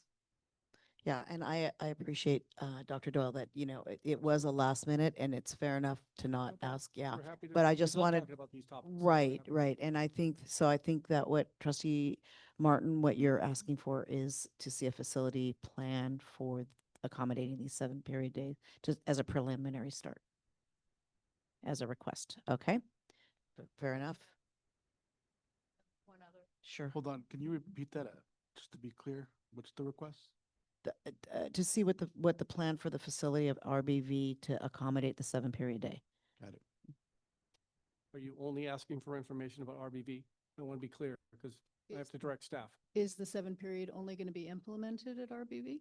At this point in time, there's a 7-period at 2 of our high schools. Yes. It's 8. I thought it was 8 Vista at High. Vista High. Well, similar concept, more choice Right, at both schools. right. At this point, I'm only talking about the facilities for RBV. Is that the will of the board? I just want to make sure we move forward with what you're asking. I would say that we have new spaces and so at Vista, and we don't have new space. We don't have additional space at RBV. I think if I'm understanding correctly. I agree with that. Yes. We reduced classroom space at both high schools, just so the board's clear about that. What do you mean reduced? When we made new facilities, we Right. actually downsized both high schools Okay. when we removed the portables. Okay. And Gotcha. so We're this. more than happy to just do RBB. I just want to make sure I'm clear on what you'd like staff to do. Is Yeah, the and just- site stressed with lack of I have space? no idea. I've not asked them. Okay, so I would say to be prudent, let's do both. Yeah, Just that and just one. to be clear on mine, I'm not asking to pause, but I would like to see Yeah. the information. Absolutely. Not a Yeah, problem. I think just to be equitable, we should Very do good. that. That's Because helpful if for it us. turns out that Vista High has the same issue that RBB does, Mhm. that's something that we need to look at. Sounds good. Thanks. My last question is, has this been decided? Is it mandated has it been pushed to the high schools that they're going to a 7-period day, or is this still in a discussion phase? Where are we at on this? Yeah. So, and again, this really, it's more appropriate for us to have this conversation when our team has had a chance to prepare those answers. But the simple answer, I can give you a simple answer tonight, and we can give you a more comprehensive answer when we're prepared to give it to you. We were simply operating on the directive of the previous board. The Okay. previous board directed us to work with staff at both high schools to implement a greater choice model, 7-period day. So we can bring back to you the historical perspective of that, but we simply work at the pleasure of the board.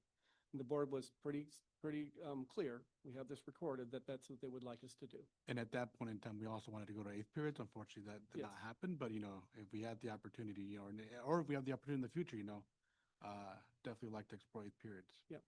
So when we develop implementation plans, those implementation plans are based on feedback from the board and directives from the board. So we're working on a board directive at this point. So could you provide us with more information by the next board meeting, or do you need more time on that? Well, I'm telling you now that the board directed us, a previous board directed us to implement 7-period days at both of the high schools. And we went through a development process. Now, to go deeper with your answer, we would develop that over the course of numerous years and refine it so it meets the needs of each of the high schools. Because one element of the directives was to make sure that we work with each high school to develop an implementation plan that meets their needs. That's why both high schools are different. And I understand that. Yeah. My concern is, do we have the facilities to support it? Is that something you can look into and bring us? Oh, yes, we will bring it Good. back to you. And we might have a perfect answer for you in September, but we Right. will absolutely look into it. Absolutely. Okay. And if it sounds like I'm yelling, I'm not. I'm trying to get into the microphone. Yeah. So I apologize if it sounds like I'm No. yelling. Doing the same thing. I don't want anyone to think I'm yelling right now. I'm No. just trying to be in the microphone. Yeah, I would just like, even if it's not. We can you know, absolutely do that. perfect. Yeah. Yeah, let's it will see not if- be perfect in September, but we can get the process started. We understand your concerns. Let's see if it's doable. Absolutely. Okay, thank you very much. Thank you. Anyone else? Okay, thank you, Dr. Doyle. I know this was a very difficult Nope, happy to accommodation. I apologize for the last minute, but I felt it was very important and it was a public request, and I thought beginning of the school year might be a good time. So I appreciate you accommodating that very much. Okay, moving on. Oh, wow, we're at superintendent comments.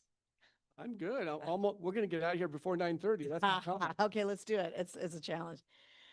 Requests for future board agenda items or other business. Anyone? Yeah, there's one request. At a previous board discussion, there was a request for me and Trustee Alvarado to report back on the conference. And so if you can add our report back at the next month, we'd be glad to, or I'd be glad. I'm pretty sure my colleague would be glad, but I want to speak for her about the things we learned and, some of the things that we already implemented. So it's a little bit of both, we learned, but also we shared some great knowledge of the great work happening here at Vista Unified. And that's the NALEO conference you're Mm-hmm. referring to. Perfect. Thank you. I appreciate that. I'm excited to hear about that. Okay. Anyone else have anything that they would like on the agenda? Okay. Moving on, board members' reports or comments. Anybody? Beautifully busy week. Very busy. I think we were pretty much all at the new teacher orientation yesterday. Wow, that was some great energy. And the staff did an amazing job. And I don't think I've ever seen one that big. What was it, 140 something new teachers? Over 140 teachers. How many exactly? Yeah, it was impressive. Yeah. That was very impressive. I was really glad to see that. And everybody seems to be okay, and they all had their little badges, and I'm really into badges right now, badges. I don't have my badge. That's great. Oh, there you go, Sean. And so looking forward to the PD days and circling around, visiting some PD sites tomorrow and visiting sites Monday, Tuesday, and then school starts on Wednesday. almost there. And it'll probably be 90 degrees, but hey, it's summer. Ready. Okay, thank you. Who's next? I'm going to add on to Trustee Martin. I appreciate all the work that went into hiring all our new staff. And I just want to give all of you the accolades. Rachel, you worked arduously to get that staff onboarded and hired. And that's not an easy task. That reminded me of like the group of teachers that came on for class size reduction in 1999 and 2000. And so that doesn't happen alone in isolation. And I just want to tell you guys, you're fantastic. The cabinet, all the support staff, the directors that worked all summer, I'm sure, to prepare to bring these folks on. Our kids are going to be better for it. And thank you. Thank you. Anyone else? Yeah, no, much gratitude, especially for stealing the DLI teachers from Poway. You know, people want to come work for Vista Unified, and I'm excited to see, Roosevelt, start the middle school pathway. Chris, it is the first day of school next week, so for our new trustees, I encourage you to sign up and visit some school sites next week. It's a great opportunity, especially if you go to kindergarten, with little 5-year-olds crying and running around. But no, this is a great opportunity. Welcome back our teachers, our students, many of them who are apparently here over the summer. So with that, look forward to celebrating that and, seeing our students back in action and our teachers. Thank you. Yep. Real quick for our board trustees, if you are interested in visiting, we would love for you to do so, but it would be really helpful if we knew. Okay. Our principals, as you can imagine, will be very occupied the first couple days of the school, so they'd like to know if someone's coming on campus. Okay, thank you. Just let Chris know. We already have a matrix. Each of us are assigned to a site for 3 solid days to support them. Oh, nice. Thank you. It helps we bring donuts and coffee. And bring sneakers in case. Oh, yes, we will have. Anyone else? No. So, well, I've going to the construction meetings, which are, I walked the campus. It's amazing how far it's come. But I did something very exciting today that I'm really want to talk about. So the city of Oceanside has a sister city in Japan called Kisarasu. And every year, Kisarasu sends a contingency of students, and they do presentations. They come to visit their sister city. And today they were there, and I met the superintendent of the Kisarasu City Board of Education, Masahiro Hirobe. And I am intending, and I'm going to say intending, not going, but I'm intending to go to Kisarasu at the end of October. And he said he gave me permission to go to one of the schools and check out how they to observe, what they do at school sites there. So I'm very excited about that. But an interesting thing about these students, they were 14 and 15-year-olds. These students, one of the classes that they're required to take is cleaning, and they have to clean their schools. They have to clean toilets. They have to clean floors. They have to sweep. They have to do all of this stuff, which I thought, and they were excited about it. They said it allows us, we feel such gratitude for what we have when we do that. So I thought, gosh, that's such a great thing, but I could not imagine that happening here. I think we would have a lot of pushback from a lot of people. But anyway, so I wanted to share that. Talk with them about the importance of cleaning. Yes, well, I don't think we can make them clean toilets. That's so anyway, so that was exciting. And in honor of them, I usually bring a Padres bobblehead, and this is a Padres bobblehead, but it's the Hello Kitty Padres bobblehead for Japan. But anyway, so and with that, do any board members have any reflections on the meeting? Beautiful space, yes. Okay, and with that, seeing none or seeing no more, I will adjourn. Our next regular board meeting is on September 11th. It will be at the district office, right? Yes. Okay. Normal And I am adjourning this meeting at 9:25. Thank you.